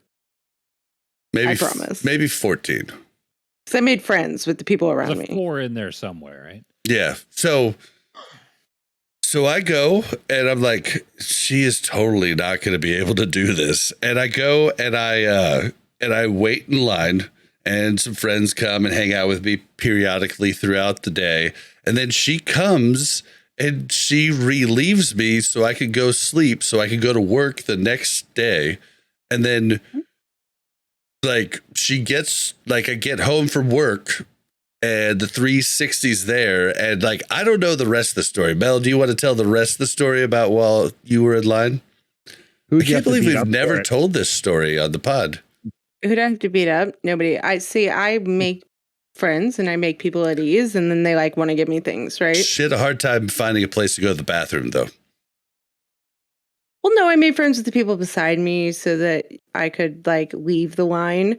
But yeah, like that took a while, right? I was like, okay, I have to pee, and what's happening here? So I finally made friends with them, and then I was able to like go pee, like drive to the McDonald's or something and pee.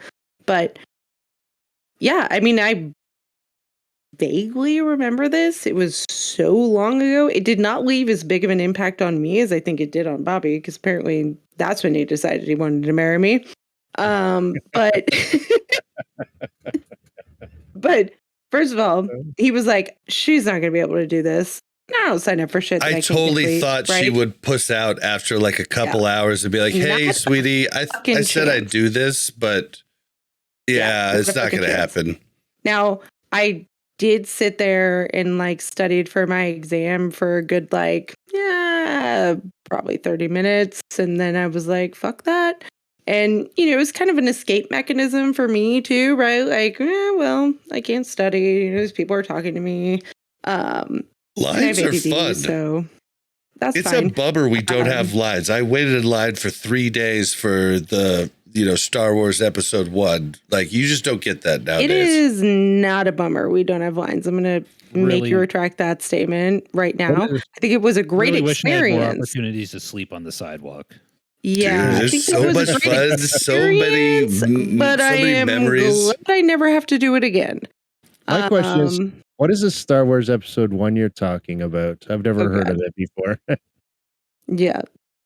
So yeah, that's all. I mean, I don't think anything exciting happened. I know I left it at the house and went and drove 2.5 hours back to college, and Bobby got home and probably saw it, and I got home. It was sitting there right in front of the TV, and I was like, yep. The heart's popping out of his eyes.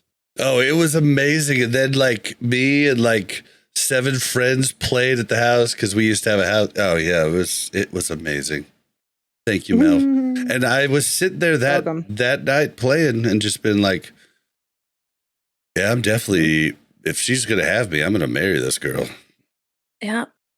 See, ladies, all you gotta do. If you want a dork gamer for a husband, I think you have a specific taste. I know. I was not even a gamer at that point, and I was like, okay. I guess I was a lot better looking back then. So, see, I didn't get into any of this stuff until I ended up in university and started playing Dungeons and Dragons. I didn't never played Dungeons and Dragons. I didn't wait in line for video games. The lineups I had for movies were literally the day of the movie. So I kind of want to sleep out on the sidewalk. See? Yeah. I don't know, man. We had so much fun. Let's get back to the question. Let me get back to the question because I have a lot to say about this topic. All right, go. Yes. Okay. Sorry for the tangent. I just couldn't believe we never told that story. Okay. So I have a lot to say, but Josh, do you want to answer first? Go for it. Yeah, and then I'll follow up. Oh, you want me to go first? Sure. Okay. Yeah, I'll take that. So here's the thing, is that I think after experiencing it in hindsight, did we want no changes? No. But when they were announcing Classic, I do not think that it would have been nearly as successful if they hadn't announced like the no changes. Because at that point, the Classic community or the people that loved Classic did not trust Blizzard. They did not think that Blizzard would make the perfect changes type of game. They thought, fuck you, no changes. We liked it then, we're going to like it now. Now, it's unrealistic for us to think that going into that was going to be the same exact experience, because it's not. We're better gamers, we're different people, we have different lives. A lot of us were younger at that time. Now we have jobs. Like, there's a lot that goes into that you will never be able to experience that same experience ever again, because you'll never be at that exact same point in life.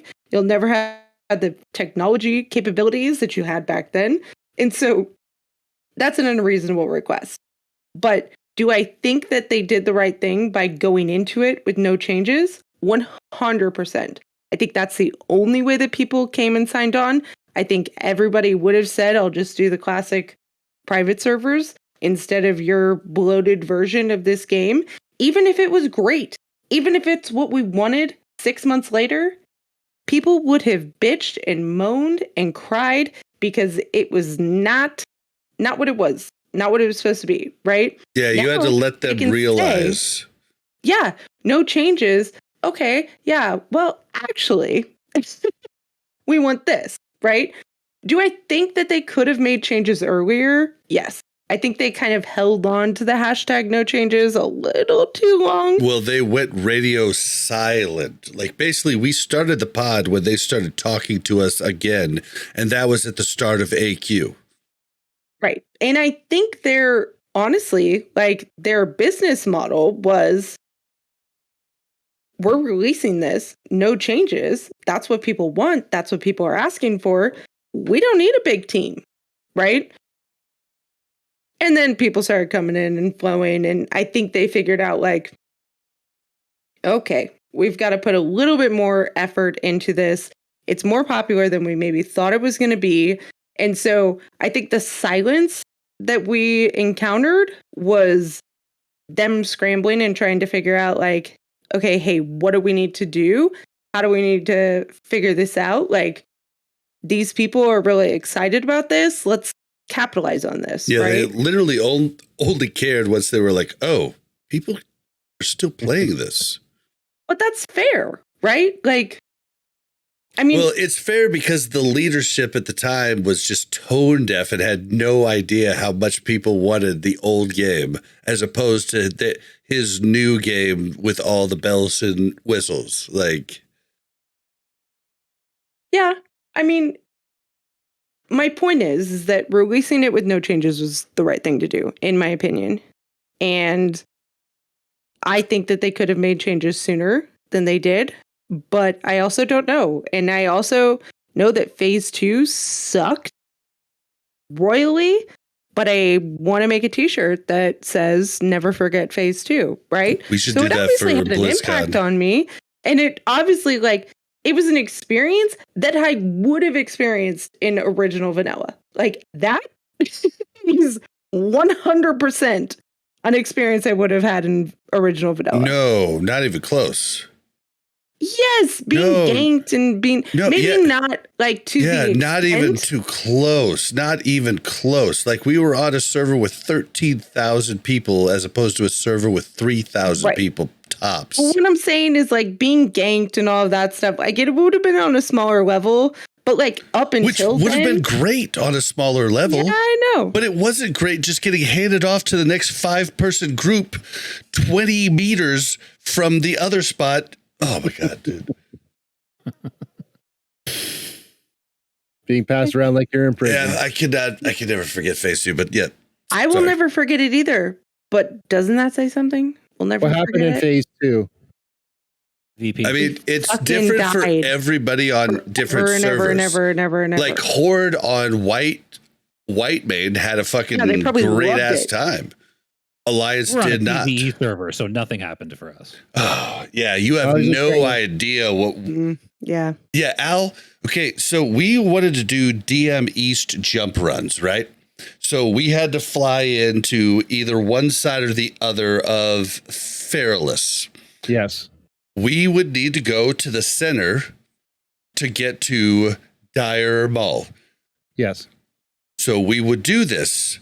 We would get to Dire Mall, usually fine. Sometimes people, like 3 rogues were waiting at the flight path and they'd kill us 4 or 5 times before they let us go. And then we would head on to Dire Mall East. You know how there's that long tunnel you go through at the start? You go up, you go right, you go left. Okay, so during that tunnel, there would be 6 groups farming anybody coming through.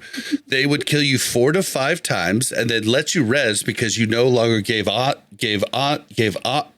at that point. They would let you go to the next group who would kill you 5 to 6 times. Then you would let you go to the next group. I am not lying out. It would take us 45 minutes to get into DM East to start our jump runs.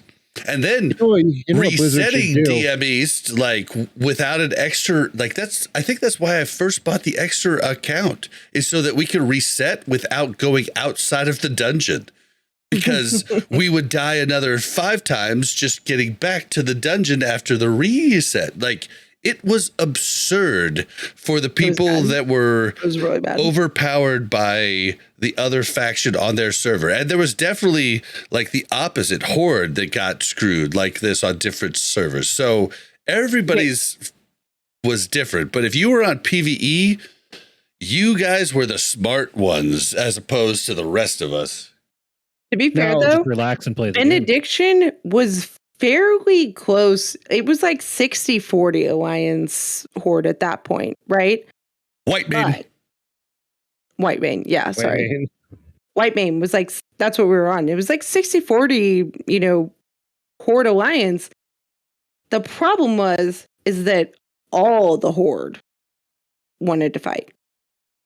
And all the Alliance wanted to trip their partner next to them and try to make a run for it. Right? Like, they were just the problem was horde queues in PvP were way, way longer than Alliance. So horde would queue, go out for 30 minutes while they're in queue and kill Alliance, whereas Alliance got instant queues.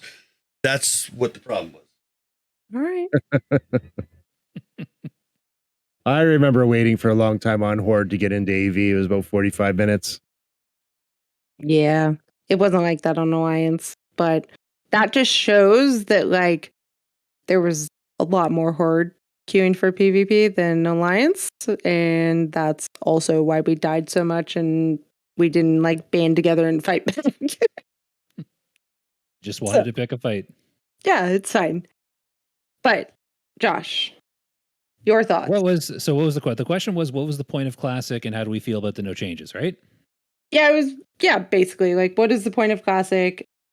Do we think that no changes was a good or a bad thing when they released? So I've got a slightly different take on this. So from the beginning, I felt this should be like I was pro changes from the beginning. I always felt they should put some quality of life stuff in. I felt that way, like dual spec? Coming from dual spec would have been awesome. It would have been There's so a lot of awesome. stuff they could have changed. Would have helped phase 2 also. I was coming from playing EverQuest on their TLP servers, so I was exposed to like I was playing that game because I wanted to relive like 1999 when the game came out and replay it. But what they did is they had quality of life changes. And they were quite liberal with them, and I saw that, and I was like, okay, this makes the game better. So I'm thinking, okay, we're going back to classic WoW, and personally, from playing other games, I know that a few changes is good. Like I don't think we necessarily needed to go back and play it the exact same way we played in 2004. Why would we want that? Like it's been 15 years. We've all we're not teenagers anymore. We've got jobs. We've got families. Like I can't spend the time that I spent in 2004 playing this game. Although I had a job and a family in 2004 as well, but that's beside the point. So I was always pro changes, but part of me kind of wonders if they being Blizzard, if they were so stubborn about no changes because they were convinced that we were not going to enjoy it. Like, I think Blizzard thought from the start that Classic was going to be a few months, people would play it, they'd realize how much they loved the convenience of retail, and they'd flock back to that game. I don't think it was until they realized that we were sticking with Classic stubbornly, or however you want to put it. I don't think they realized until we were. I'm going to start that sentence over again. I don't think they realized that we were sticking with Classic until a few months in, and that's when they started to trickle in this some changes stuff. And the longer Classic went on, the more they realized, okay, this is our game. This is where all the subs are going. Maybe we should pay attention to this and make it as enjoyable as we can. And as Classic went on, they make more and more quality of life changes, and the game becomes more enjoyable. Hold on, can I pause? Can I pause you there at when they started to make changes? Because I have something to add to that. It wasn't just Blizzard. So I went to so remember 2019 is when it came out, right? August, right? I think so. Okay. I thought it was October, but it might have been August. It was definitely August because October was late October, early November. You're was probably Blizz. right. Yeah, was BlizzCon, and I was an Overwatch creator at that point, but I had come back for Classic and was loving it. Like I was like when I remember when we went to the airport for BlizzCon 2019, I had just gotten a PvP sword, and I hadn't had a chance to PvP with it. It was the Bone Reaver's Edge. It was one of the ones in Molten Core, but I was so excited to do it in PvP, and I remember going and talking Obsidian Edge Blade. Yes.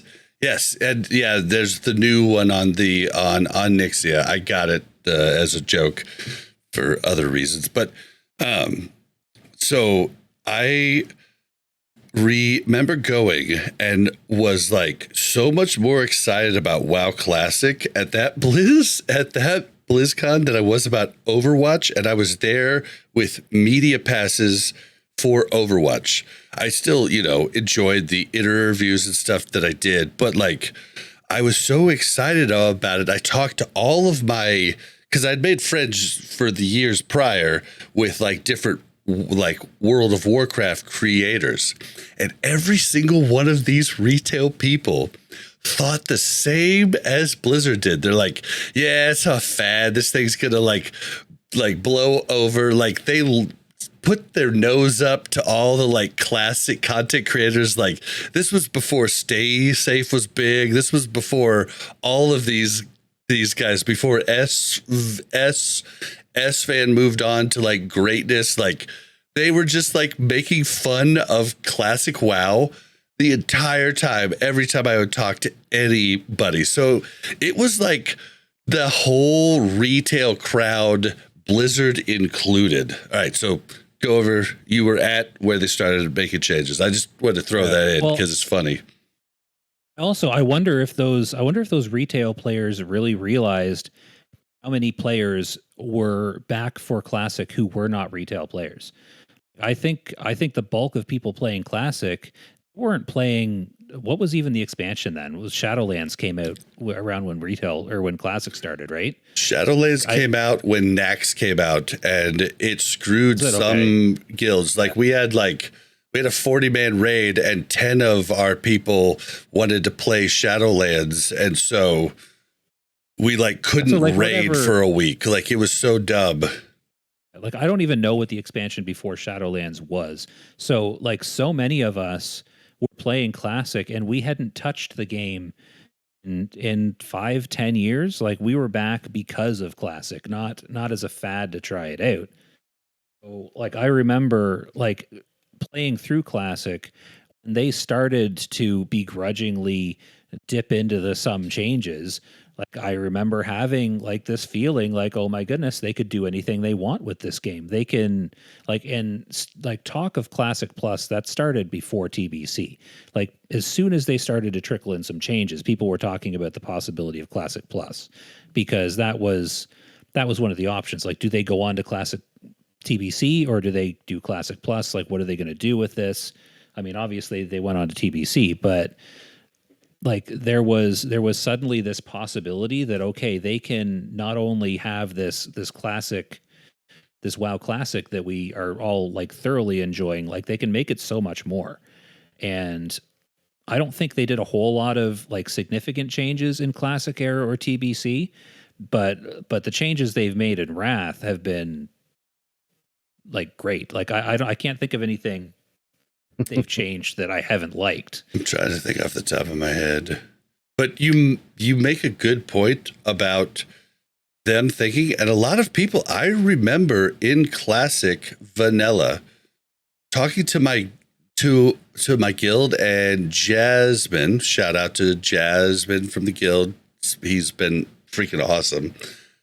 But dude, he was trying to tell me that he thinks the majority of people playing in Classic also play retail, and I was the atypical, not like I was an atypical Classic player because I only play Classic, and I was trying to tell him, dude, you're crazy. Like, and I turned out to be completely right. You know, like, no, the majority of people that play Classic do not play retail. They might dabble in retail here and there for like some fun, but it's just not their game. Oh, you're typing now, Josh. I guarantee. Just say it. I didn't know how long keep you were your gonna be train done. of thought. Oh, usually when I do Mega this, Man- I just add into like your monologue.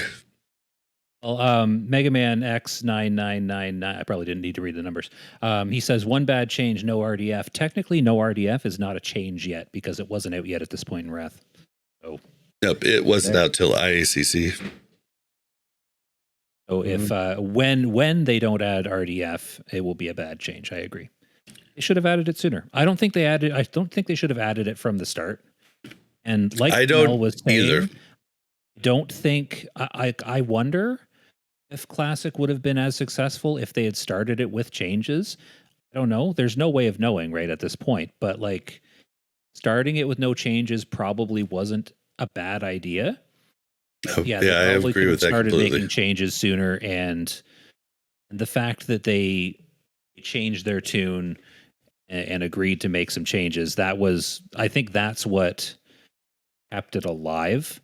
I still think it would have kept going if they had gone Classic to TBC to Wrath and stayed with no changes. I still think people would have played, but I don't know if it would have been quite as popular. We I lost think both our hosts. I think they can probably still hear me. I think the changes have helped health of the game for sure. I can see a shadow of one. Oh, there's the other. Yep. Yeah. See, Al, these are the things you don't say during the podcast. Like these are like the behind the scenes production things. It's not like I said something that not everybody can see. Yeah, but a fraction of people people watch listen than watch. this. A whole ton of people listen to it. Like a fraction of people watch it. Have opened My bad, the I'm eyes of sorry. the listeners to oh my goodness, sometimes Yeah, you you wander just away. make my editing process rougher. It's the practice I got from my podcast. I'm sorry. So, See, Josh, you need to yell at me more like Bob does.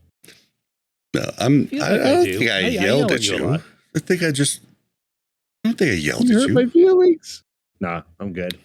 I'm going to be hearing Sorry- about this. sorry, for Bob. weeks. Remember that time Bob yelled at me on the podcast? I know. He also said It's that I going to was be talking AFK about that for DPSing years to come. Bob was Remember so Spell mean to Skull? me. All right, now I'm going to leave this in. All right, so I agree with you and Mel that I think the no changes was absolutely necessary from the start to get a lot of the people that didn't trust Blizzard to like jump in, right? But I have a little bit of people thought they wanted that, but they didn't. Yeah.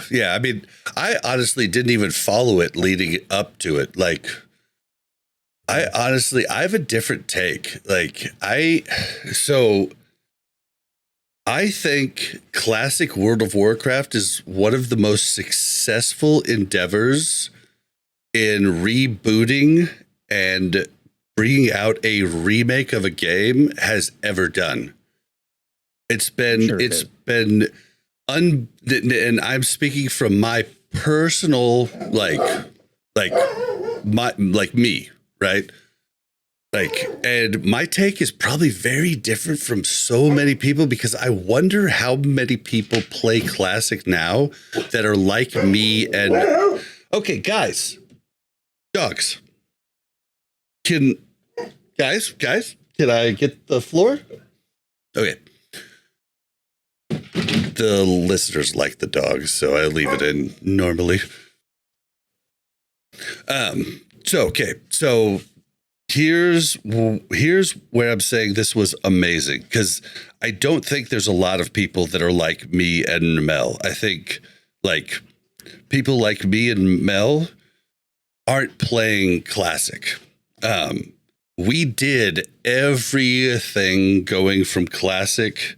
Not everything, because we quit at different times and didn't finish certain things. Like, we only got 4 bosses in our original Nax. We didn't PvE in TBC at all. We quit right before ICC in Wrath. So, like, but the times that we did play, we were in the top 1% of people. Like, we were server first, server second, killing bosses like across all expansions besides TVC, because we only PvP'd.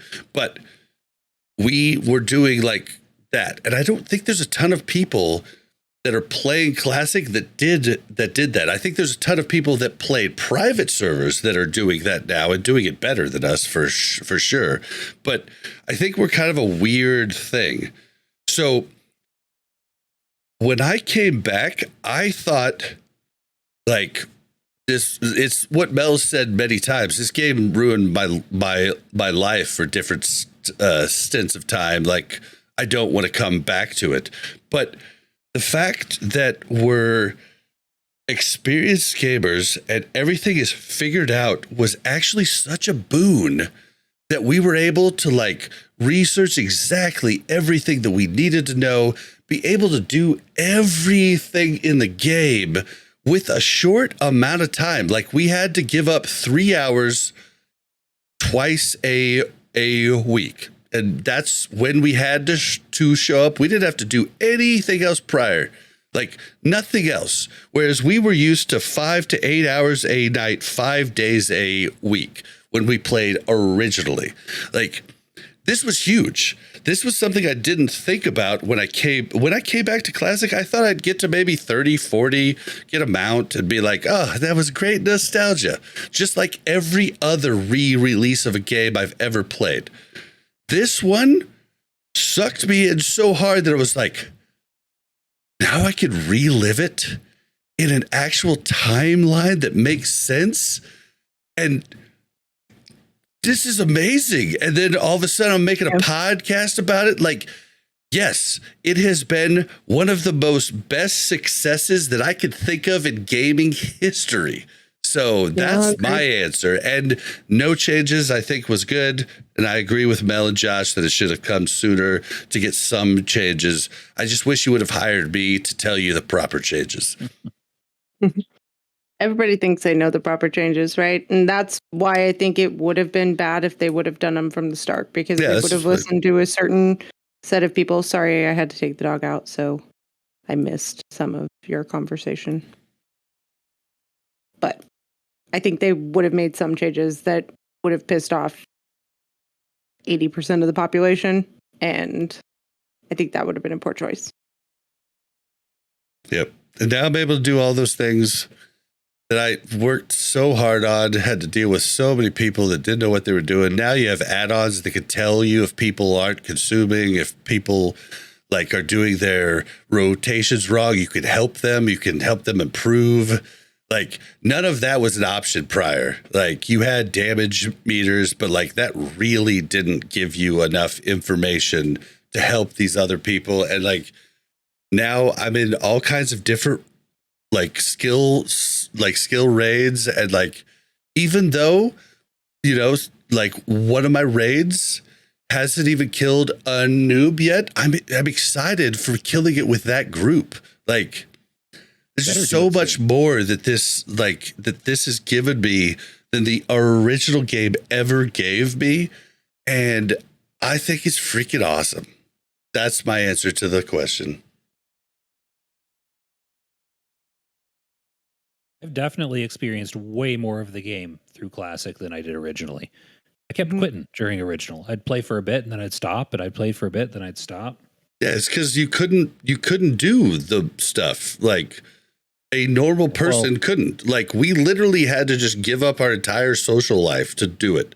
Like we went to work, we got off work, we logged into raid, we did that, we went to bed. We would take turns making dinner during the raids when someone was on follow. Now that this was Prague, so usually there was a lot of talking between polls to figure out what was going on. So it gave us time to make peanut butter and jelly sandwiches and stuff. Like, yeah, Classic is progression without the progression. It is great. It's freaking great. It is awesome. For all us boomers. I wonder if they ever re-released Classic again. If maybe I would offer one suggestion for a change is bringing the raids down to a 10 and 25 man as opposed to a 40. I don't know. I kind of liked reliving the 40 man thing. I'm kind of with Al though. Like if we're going Classic Plus, please no 40 man raids. Please no. Yeah, I see the appeal. I don't know if I'd want to do it again, but like I do enjoy doing the 40. Yeah, I think it's like one of those things where, 15 years go by and I could do it again. But you want to give me a Classic Plus or a Season of Master or something like that, I would prefer it be 10 or 25 man right now. Like, it's too soon for me to go back to 40 man raids.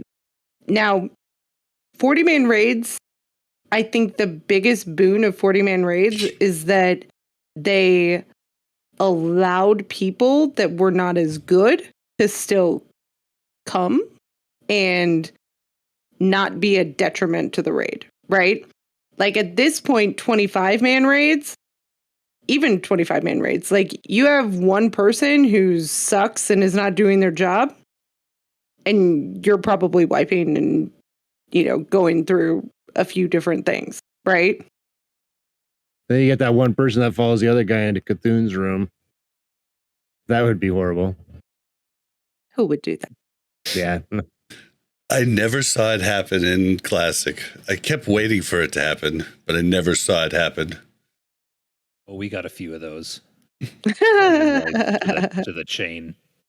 All right, well, guys, that's going to be the end of the episode here for tonight. Our short one has not been short, but, This was supposed to be short? No one told me this was supposed to be short. I was going to ask you at the start if this will be another one of your short episodes. Yeah, Bob always says it's going to be short. Every time. Well, I think the listeners for the voicemails, like those really do spark a lot of conversation, and they really help a lot. The number for that is 816-866-1066 or speakpipe.com/Warcraft Reloaded. Don't forget to follow us on Twitter at WC Reloaded. You can follow the Mash Those Buttons Network at the Mash Network. We want your WoW stories. We want your correspondence. I would prefer if you stop bitching at me for different things, but maybe give me constructive criticism. But whatever you want to send it to wcrpodcast@gmail.com. If you'd like to join the Discord, you could go to discord.me/Warcraft Reloaded or warcraftreloaded.com to see the link for that. The link for the Patreon, which is at Warcraft Reloaded, is also on warcraftreloaded.com. And yeah, don't forget, Rested XP has the new hardcore leveling guides. and they are robust. I mean, they explained different hard things prior, but they really explain now in this new guide. It is absolutely on fire. Check it out. Use code RELOADED at checkout or use the link in the description. And if you like these guys from Mere Casuals, use the code Mere Casuals. It's one word, correct? One word. All one word. Use that at checkout to help them out. It's the same discount, and you can help them out. So yeah, and then also, like, even if you don't like any of us, you just hate listen, then give like Scotty J or like Classic Go or like anybody with a code, give them, because it just helps out all your creators, helps them create more. And yeah, that's what we're all about. And I wouldn't be pushing this on you if I didn't use it myself constantly and think it's a good product. I don't know. I haven't seen any money come from it. Did you buy any of the mic or equipment that you used to record Mere Casuals?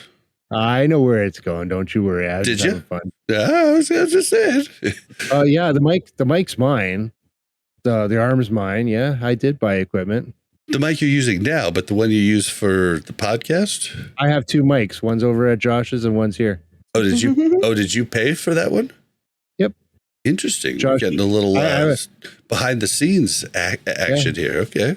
Yeah, Josh asked me over to his house. Says, "Hey, look at these. We got these. Now come with me." And he took me over to the store.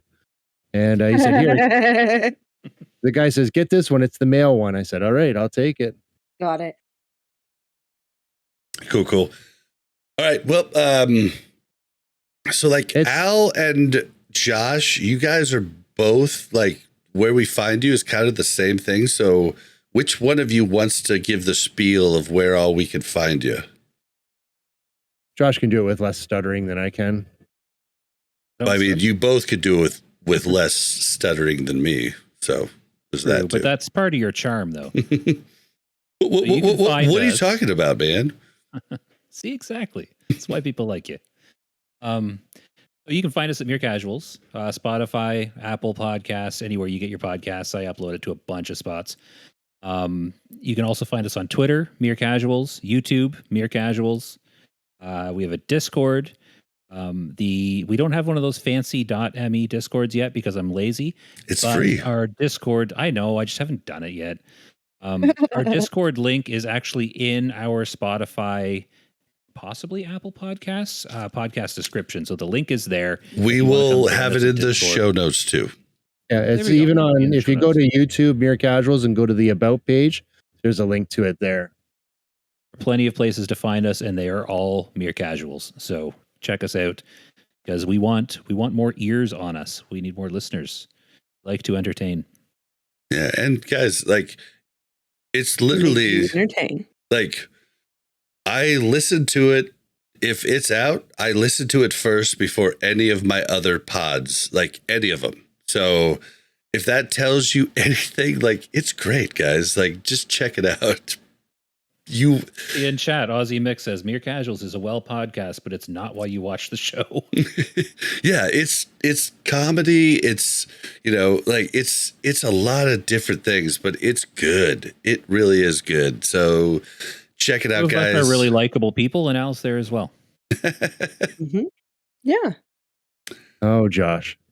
Mel, where can we find you? Really nowhere. You can find me here weekly, usually. Or you can find me on Bob's stream playing Diablo. Much better than Bob.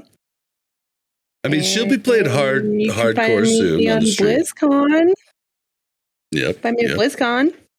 Come say hi. And please, please, please say hi to me before Bob so he stops forgetting to, mention me in the stories that he tells. I'm just saying, if you could just say, "Hey, Mel," and just don't even mention Bob. Be like, "Are you Mel from Warcraft Reloaded?" Please do that. Please, somebody. I beg you. And not you go. Not somebody I know. It has to be somebody new. Well, and Go's trying to coach you in there for one more place to find you. Oh, you can find me in the WCR Discord if you ping me. I'm sorry. I'm not like a superstar. I do not. I will wave hi to people that enter if I see them first. But that's all. Yes. Thank you. All right. And you can find me on Twitter at Blazin_Bob. That's BLAZZIN_BOB. You can find me streaming this show live and streaming other shenanigans, Warcraft Reloaded, After Dark. Like these things all happen on twitch.tv/BlazinBob or kick.com/BlazinBob. And, we have a good time. It gets a little hairy. Sometimes I have to unlist the VOD the next day because I'm like, I said way too much. But yeah. Check it out. And guys, we will see you next week. Thank you very much for checking out Warcraft Reloaded podcast. Make sure to like and subscribe and hit that bell so you don't miss any future content.